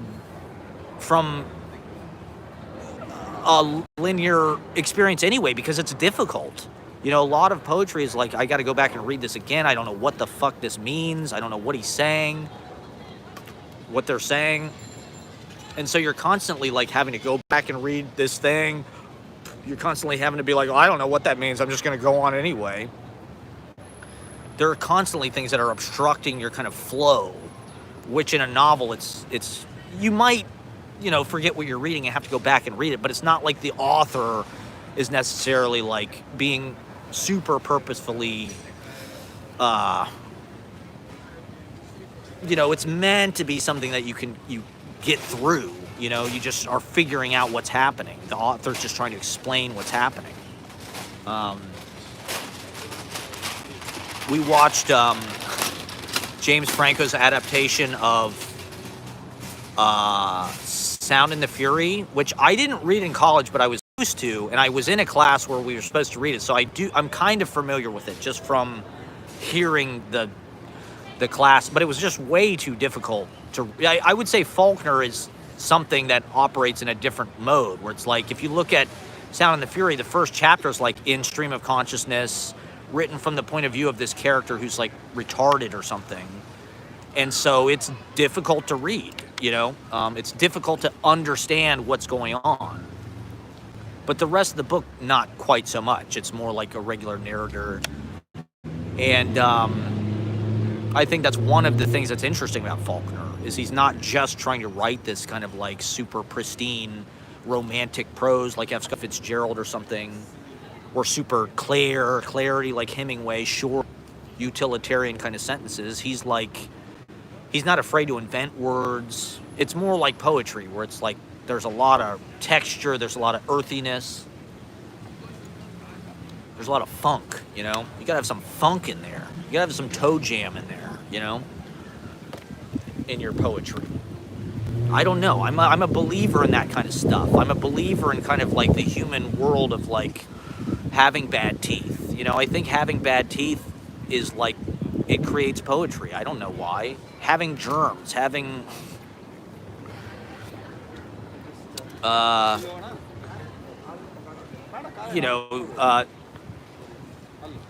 And I feel there's that character in the Faulkner book who's like at Harvard, but his family is like in Mississippi or wherever the fuck it is.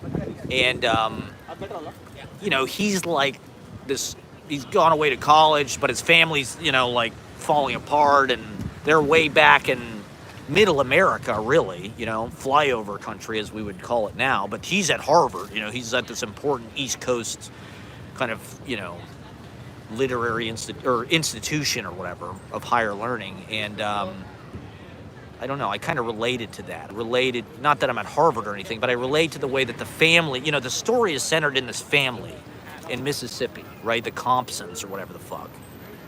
And he's kind of away in this other situation that's way different, right? He's in this kind of genteel, coddled world of Harvard, East Coast, you know, woodline studies and leather-bound books and shit.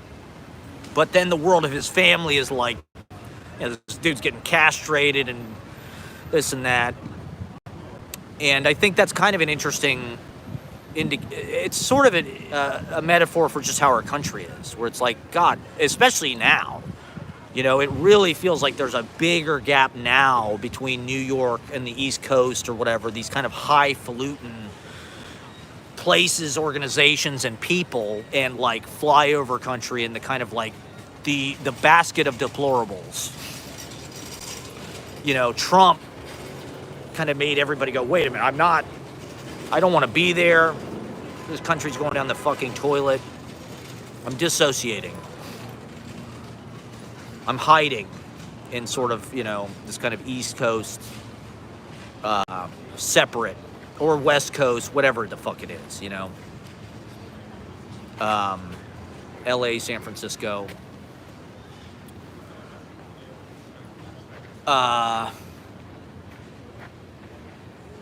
So yeah, I think, you know, we have this kind of shallower, like, experience that kind of buoys us up. You know, I mean, walking around the world without a phone, without that connection, without that liveness, you know, at all times, that sense of excitement or simulation or whatever it is. You know, if you're out walking by yourself, no phone, no connection, through the city, through wherever, I don't know. It's easier to kind of like sink or something, or ruminate, or there's like a heaviness and like a sap that kind of builds up when you're spending large periods of time bored, thinking, ruminating without interrupting it with Twitter or Instagram or, you know, whatever it is, YouTube videos, TikTok, whatever. You know, there's a duration, there's a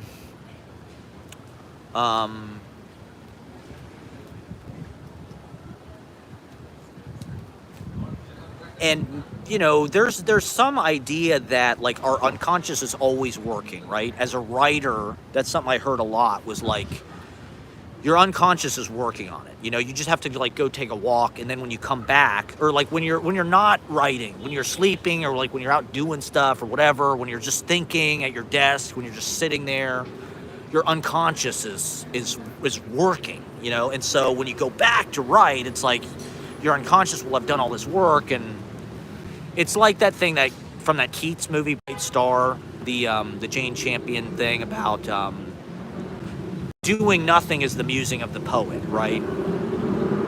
If you see Mr. Keats or I staring out the window, you know, laying on a couch, just loafing, right? That's one of Whitman's favorite words, loafing. Whitman loved to loaf. Does anybody loaf anymore? Is anybody out there loafing? We don't have time for that. You got to get back to work. You got to get, you know, you got to be an influencer, man. You got to be making content. If you're going to loaf, you better make a video about it. You better make a TikTok about how to loaf. Here's what I did today. Get ready with me. I'm going to go loaf today. I'm loafing, so I made a video about it. I'm getting all my notifications while I'm loafing. So I'm checking my notifications. I'm getting, you know, buzzes and shit. And so, you know, doing nothing being the musing of the poet. The idea with Keats, right, was he would just kind of sit there all day, stare out the fucking window. And then all of a sudden, you know, when I have fears that I may cease to be, would just pop out of his fucking brain or whatever. Because his unconscious had been working on it the whole time. Yeah. Not enough benches. No, that's fine. And so, have we lost that? You know, is this an invasion of the unconscious? You know, is the phone and TikTok and fucking social media nonstop fire hose of interruption, stimulation, pulling you out of that diving bell? You know, pulling you out of the deep ocean of consciousness, right? Like David Lynch, right? Transcendental meditation. David Lynch and all these people, McCartney, there's all these fucking great artists who are like super about TM, Jerry Seinfeld, Howard Stern. And TM really is that. It's like, it's the same thing. It's doing nothing. It's sitting, looking out the window. It's letting your unconscious work on things, letting your mind kind of fall back on its own devices, kind of have to struggle on it. It's like physical therapy or something for your mind. Or it's like you got to kind of like, you know, get up on your own energy, use your own, and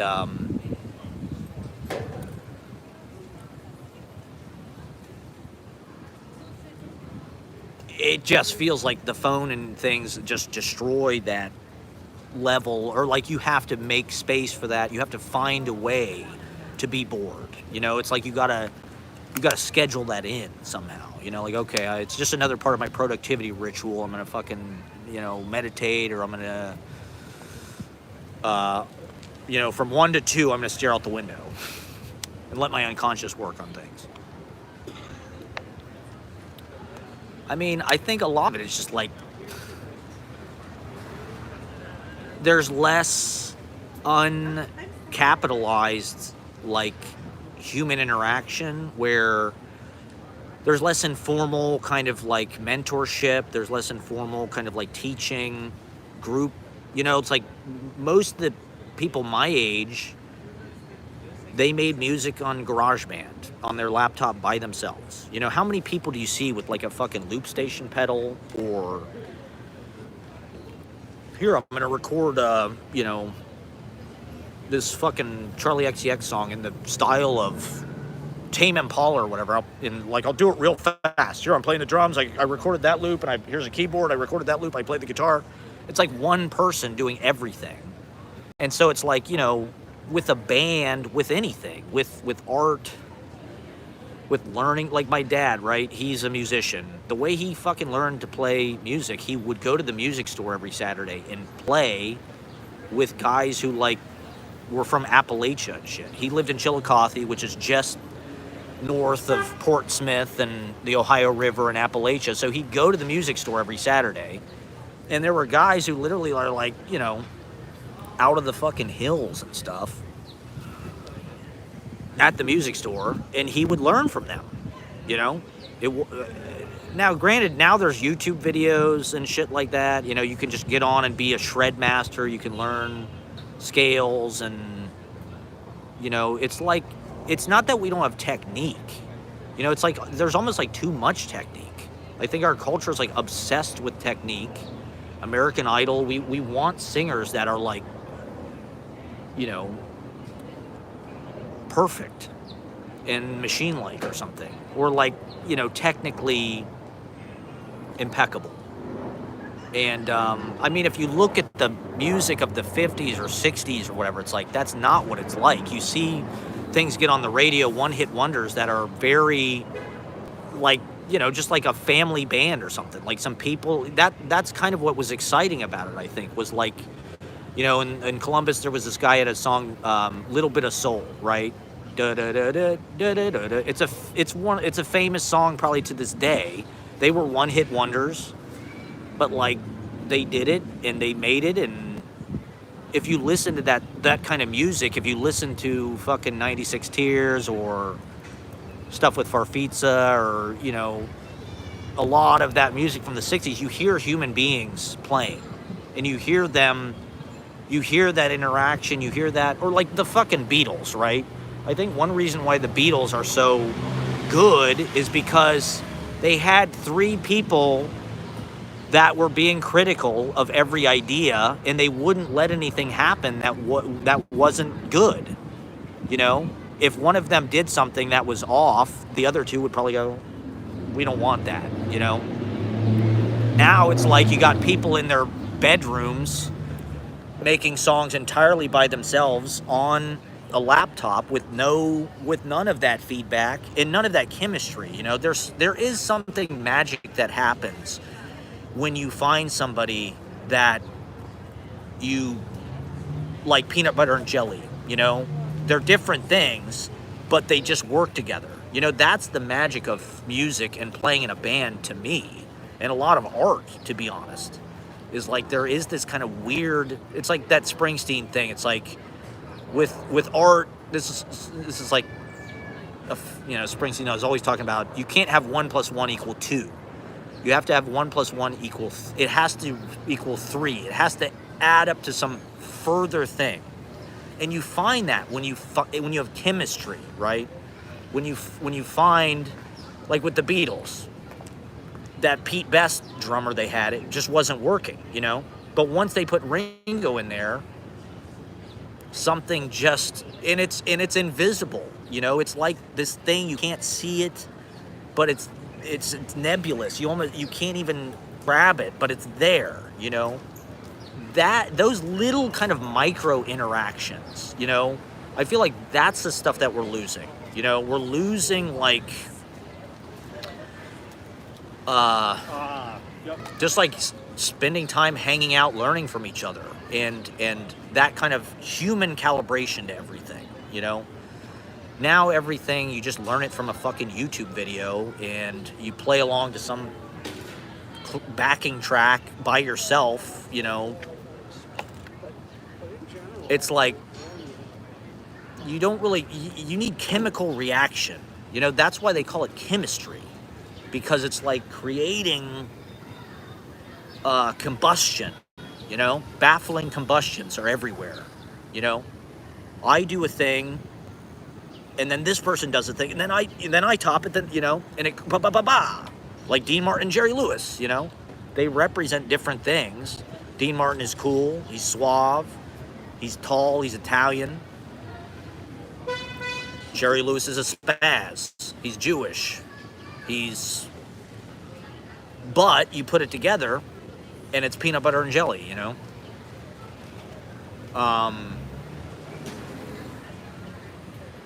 And so, I don't know. I think the phone puts us in this place where, like, regardless of, like, if we're going out into the world and interacting with other people, we're still, like, in the domain of, like, the dominion of, like, our phone world. In that, like, mental kind of environment where it's like we're working on our own career, we're working on our own social media, we're working on our own following.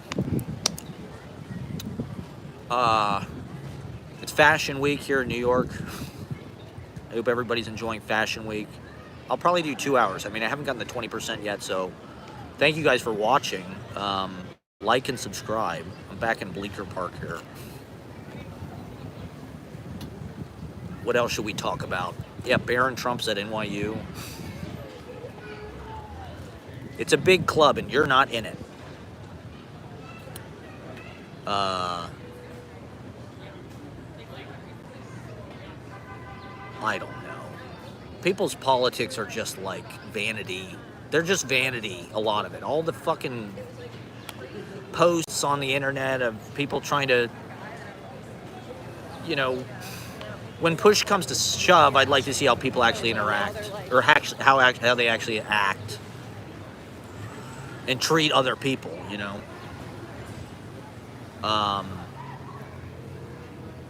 So I don't know. I mean, there are people doing great, like somebody like Kanye, right? I mean, he's somebody that like works by himself. He's like a bedroom producer with like a fucking, you know, what are those things, Asus or whatever the fuck the drum pad thing is. You know, what makes him sort of stand above every. I mean, he was winning the Jazz and Paz and Jop thing. You know, Kanye won like album of the year like more times than fucking Stevie Wonder. I don't know. It's almost like the way that character is being lost. You know, this is something that I maybe just always feels that way. Maybe that's just the march of time. We always feel like the old world is dying. The new world is, you know, not as good. You know, we're suffering under bad policies, and now I feel like we suffer under the bad science fiction fantasies of billionaires. You know, like they want it all. That's why all the fucking buildings they're building look like shit. It's like a compromised version of like, ooh, let's make it look like a fucking 2001 Space Odyssey apartment or whatever. The kitchen from fucking some science fiction movie. We're living in the future. It's 2025. You know, we got to make it look like the future. We have to design a cyber truck. It's like, we don't have to leap into this like fake, like, you know, science fiction aesthetic that like is ugly and non-functional. You know, like everything is so like minimalist now. This is kind of, if anybody's ever read Bruce Chatwin on the Black Hill, it's a great book, but it's all about whales. These people live in this Wales for like, you know, forever. This family lives in this fucking house, and it's all about the generations of the family. But then the last chapter, and then, you know, the house is full of, you know, it's like my grandma's house. You know, it's just it's not like cluttered, but it's like, it's cozy. You know, there's couches and there's paintings all over the walls, and there's little dolls, and, you know, there's just knickknacks everywhere. There's bric-a-brac everywhere. You know, there's crafts. There's you know, there's quilts and shit.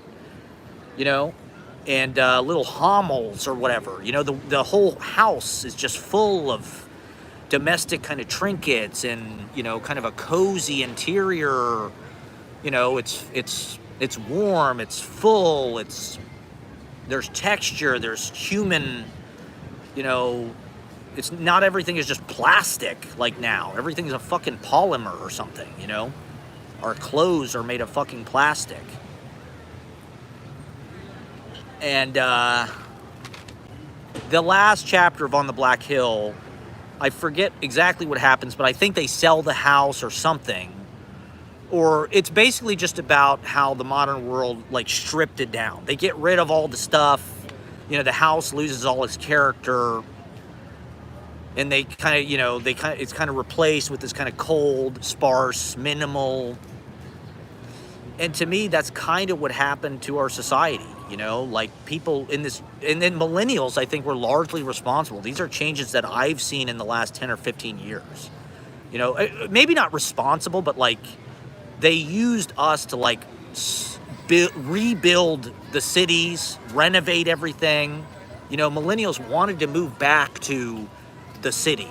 Our parents went to the suburbs.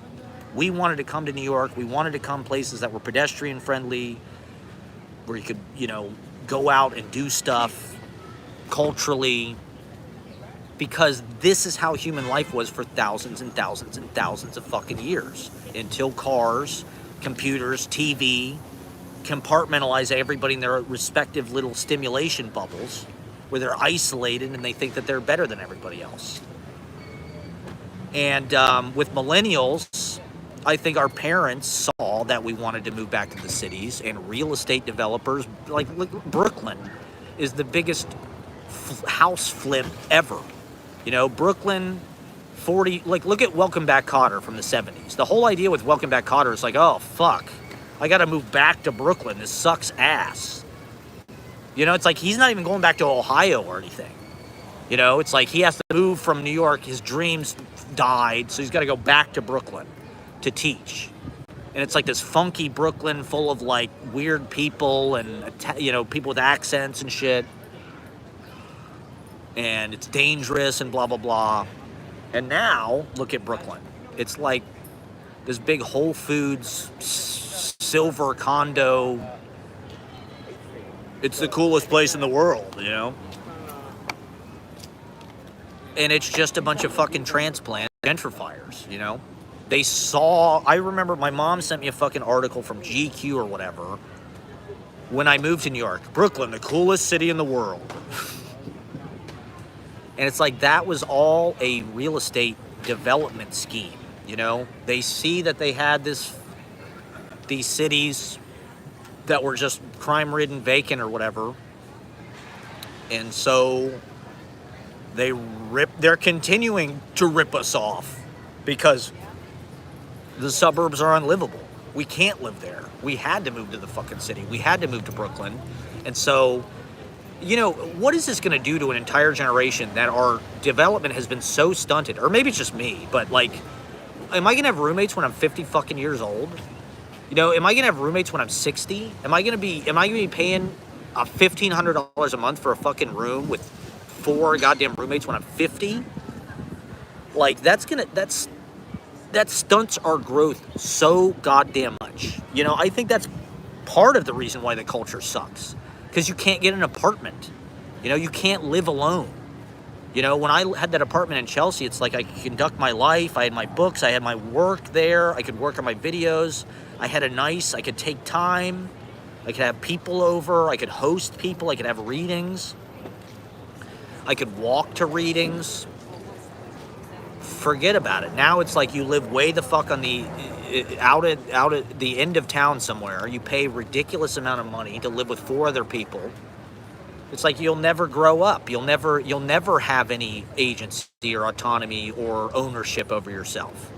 You know, we're just gonna be paying fucking rent to private equity landlords, you know, and making them richer because Brooklyn's the coolest city in the world, and I have to be here because FOMO,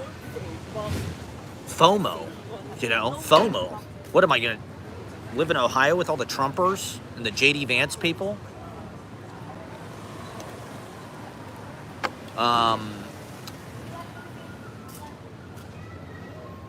And so our growth has been super fucking stunted.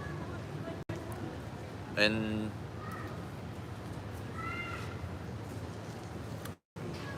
there's a lot of fucking problems, but we're also like, we're dealing with like unprecedented changes in our society. You know, the population is exploded over the last, you know, 50 years, 100 years. But the housing stock has not kept up. People don't know how to build anything anymore. There's no priority to build anything. They just want to make money. Everything's about making as much money as possible, which means cutting your overhead as much as possible. And, So there's now 6 months.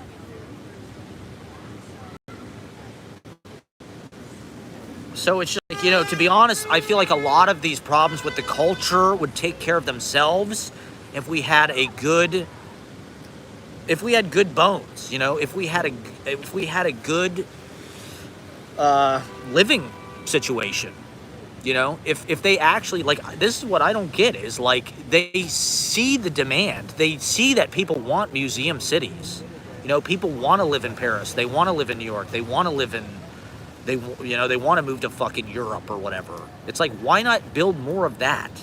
That's what people want. That's what the demand is.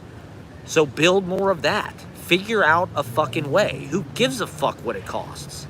You're telling me they couldn't, it's too expensive to build with brick or something? Like, these fucking houses have stood for hundreds of years. There's no way you're gonna tell me that Hudson Yards will last that long. All that glass and shit. You know, if there was a hurricane or something, do you really want to live in a fucking glass tower? Not me. I would much rather live in this house right here.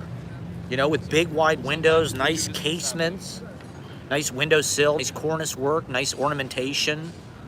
You know, maybe that all costs extra, but like, something has seriously fucking changed. Where like minimalism is the lingua franca of late capitalistic design because it doesn't cost anything. They don't want to give us anything extra. They want us to be satisfied with just like this completely sterile, you know, blank environment, like blank street coffee. It's like I didn't like that. I didn't want that. I hated millennial everything. I've always hated fucking millennials. Always. I hated the ugly fucking rustic farm shit, repurposed farm wood and shit. The office where I worked in Columbus was like, they built it. These guys built it. These captains of industry who I had to fucking work for because their parents are rich. They built this office that was like all concrete, completely cold, completely sterile.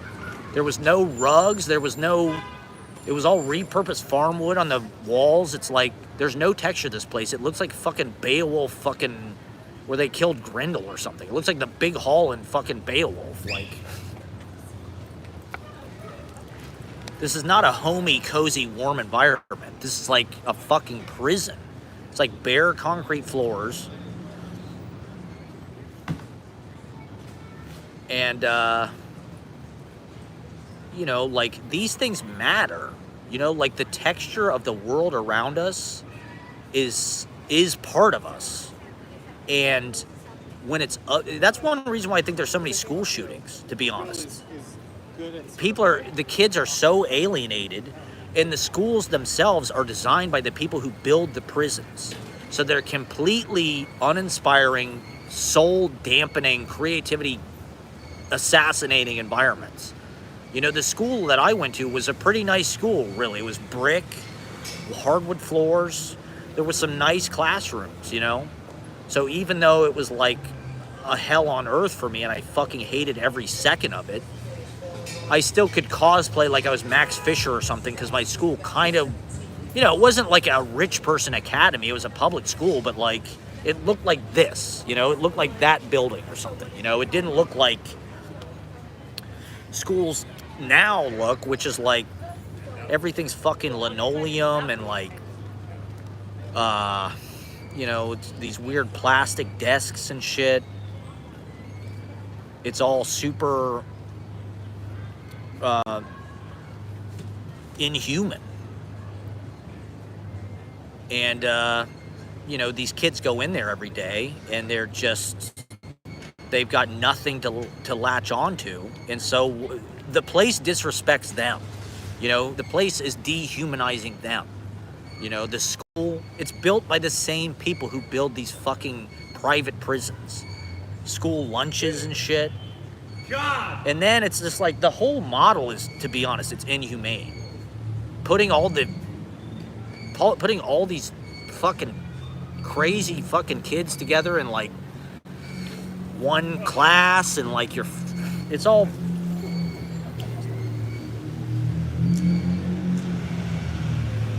it's just too much, you know?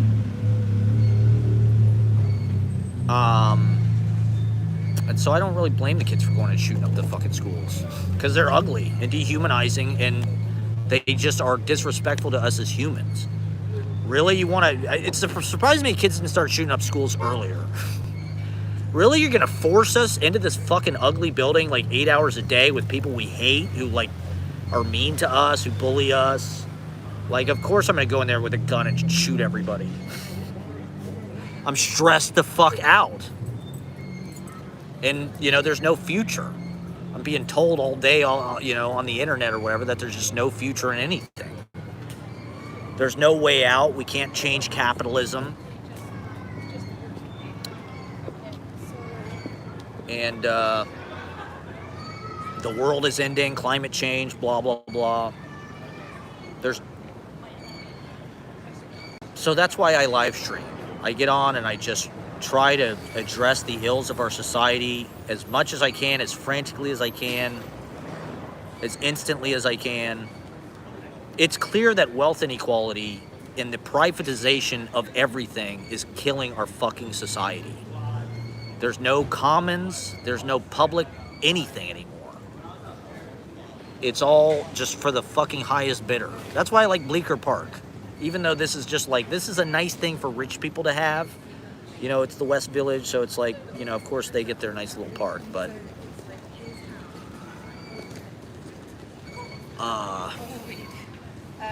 and then they like, all right, what else do we need to talk about before signing off? Thank you guys for watching. We love you. Thanks for the 6 likes. They address all the fucking major ills of the day. if people would just listen to me and do what, it's Fashion Week at Easy Paradise, so not that anybody's gonna dress up, but it is Fashion Week just in case. You know, I don't know. I'm trying as hard as I can to fix things and influence people to do better. The new thing now, everybody wants to go on poetry tour, which that's something I've been talking about for like literally a couple years on my live stream about how I want to do an open mic tour. And I've read all over the place. I've read in France, I've read in LA, San Francisco. And so it is exciting. I encourage everybody, go to Philadelphia and read. Just go anywhere. That's one of the great things about New York is like you can almost go on tour in the city. Anywhere you're in a room you haven't been before, you're sort of on tour. Especially if there's 15 or 20 people that, have never heard you read. I'm featured 9/11. I'm featured next Wednesday at Near's Tavern at the Goodfellas Bar. Come check it out. There'll just be more of the same, everybody. I only know how to write a Matt Proctor poem, okay? I can't write any other kind of poem. I thought that's what being an artist was. Just having your own way of doing things. But apparently that's an insult. Watch my vlog. My new vlog premieres tonight. Everybody. All right, we got 7 people watching. Thank you for tuning in. Watch my vlog. My new vlog premieres. Check out Monkey Bar. Now I see I hate fucking YouTube. I hate these goddamn tech overlords. It's always 2 hours in that they start to send me more people. Maybe if I had Russia fucking, I wish Russia would fucking sponsor my goddamn live streams. RT, if you're listening, I'm ready to subvert American democracy. Well, this is something I've talked about a lot on my fucking live streams, is, there's all of these right-wing Tucker, how many fucking right-wing dudes on YouTube do you see who are pro-Russia?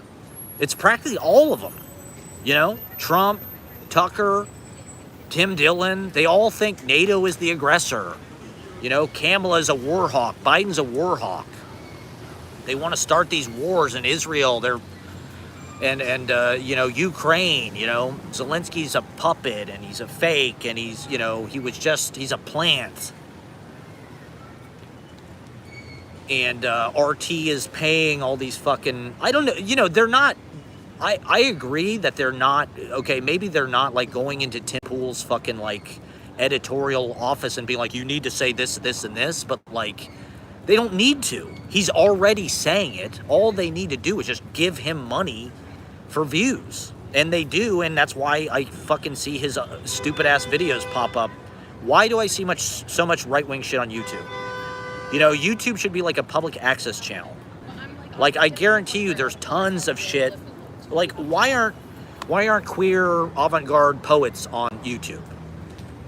Why do I see fucking Tim Pool with millions of viewers, and yet I don't see, why doesn't Tommy Pico have a fucking YouTube page? Or, I mean, he's got a podcast.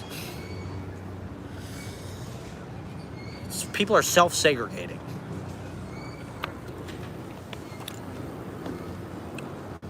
And maybe YouTube is just the platform for right-wing dads or whatever. But to me, as an interface, it's just the best. I mean, I don't like Twitch. I don't like the culture of Twitch. I don't like the culture of fucking games and shit. But like Harmony Korine said, games are the new Tarkovsky. Live streamers on Twitch are like the new Tarkovsky. So, I don't know. Maybe there's poets on Twitch. I don't know. But anyway, we're going to keep streaming. We'll keep bringing you content. Maybe I should get on fucking Twitch. Maybe more people. I don't have like some kind of like mega, like,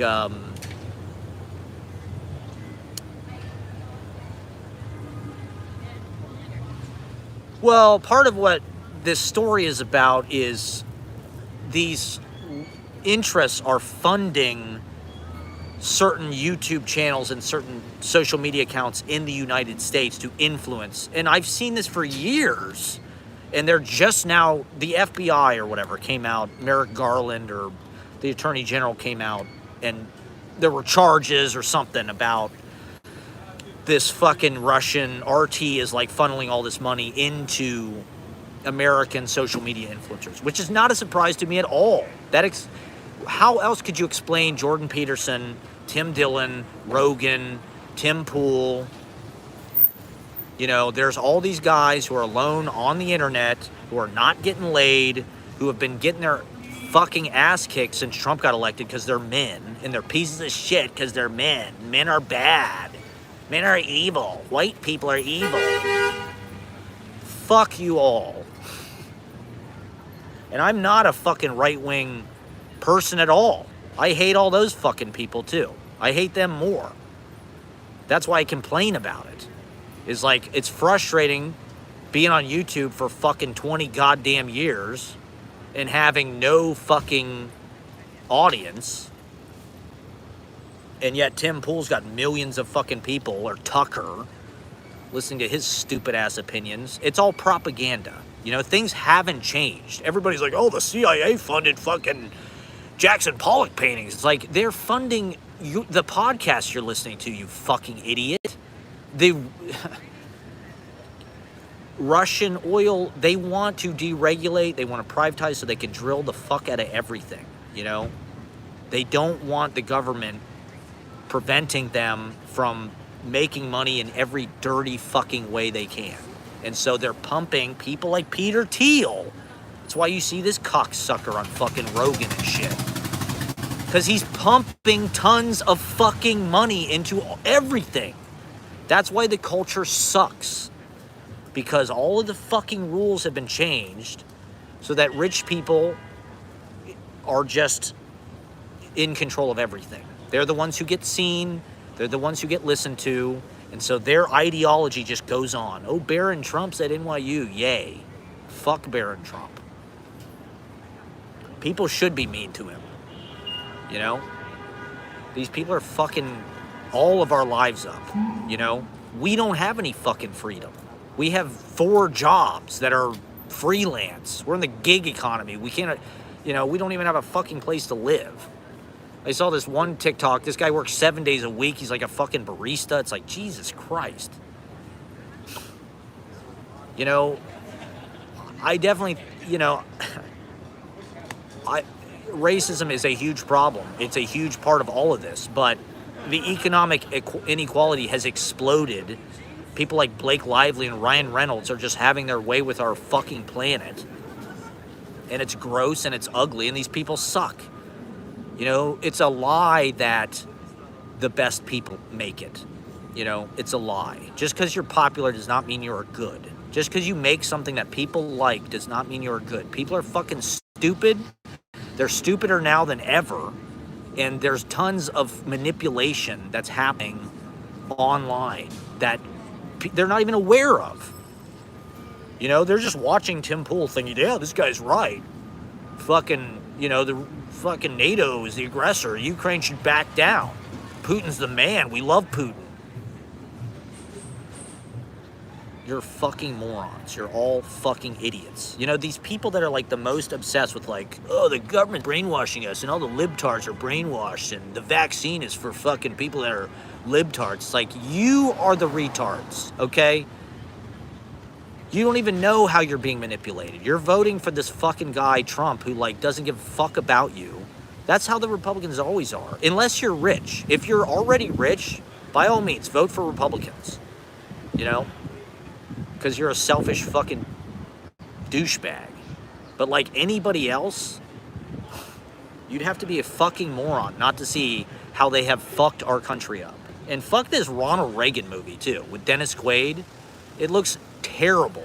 That's a perfect example of like, where did the money for that come from? Probably through some dark, they probably, you know, some kind of funders, Christian conservatives or some fucking oil people. It's all rigged. It's all fucking rigged. And people don't make their own decisions. You know, they're not smart enough to elude the brainwashing. And if you are, you just get isolated. You know, if you are smart enough to figure out what's going on, you're alone and no one cares. And there's nothing you can do to change it. You know, YouTube takes the money, Instagram takes, that's their business model. They can't make money any other way. You know, YouTube, Facebook and Instagram charge you money to be seen. That's how they make money. They charge you to promote your posts. And they do that by encouraging you, hey, you're like, you know, you're building your music career. So send Mark Zuckerberg money to, like, you know, promote your posts. Otherwise, no one will ever see it. Even if you got 10,000 fucking followers. Doesn't matter how many followers you have. Because the algorithm has decided, nobody wants to see that. Because they want to choke you down, so you have to pay. And rich people can pay. RT can pay.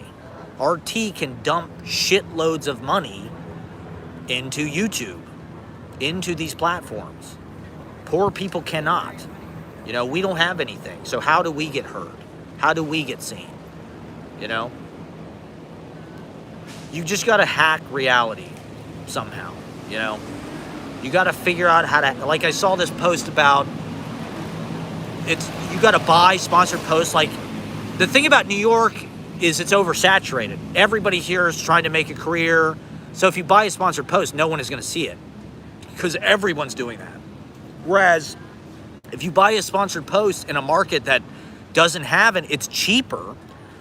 So like they suggested, like, buy sponsored posts like in the Philippines because it's cheap because no one's buying sponsored posts there, and build your audience there, get big there. And then once you have that audience,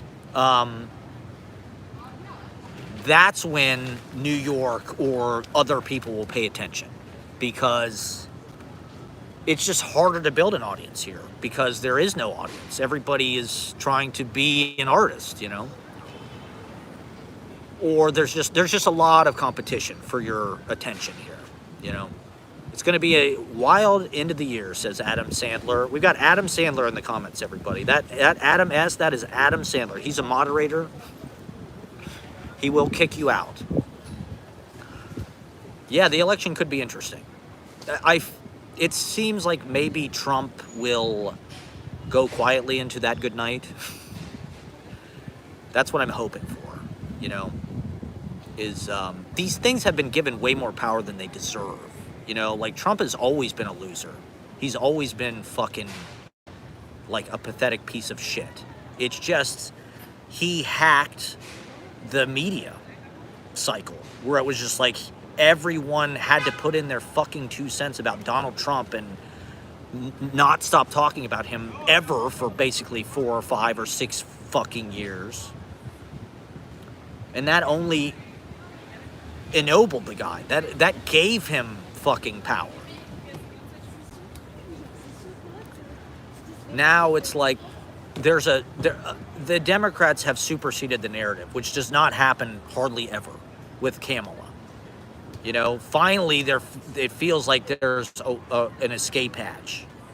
And that's all we want. That's all fucking voters want. We just don't want to vote for one of these fucking people that's just going to keep us in this. I mean, it just has felt hopeless, right? Pretty much since 2016, I would say.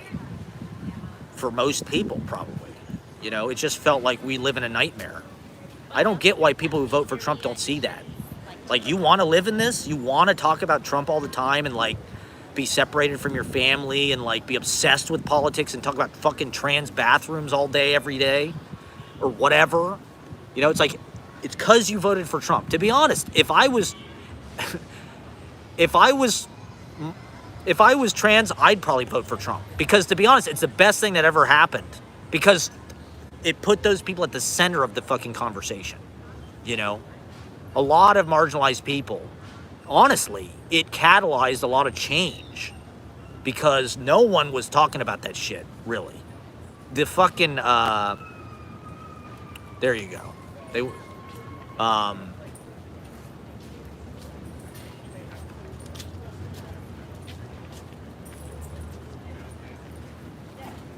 You know, whereas after Trump, it was just like fucking,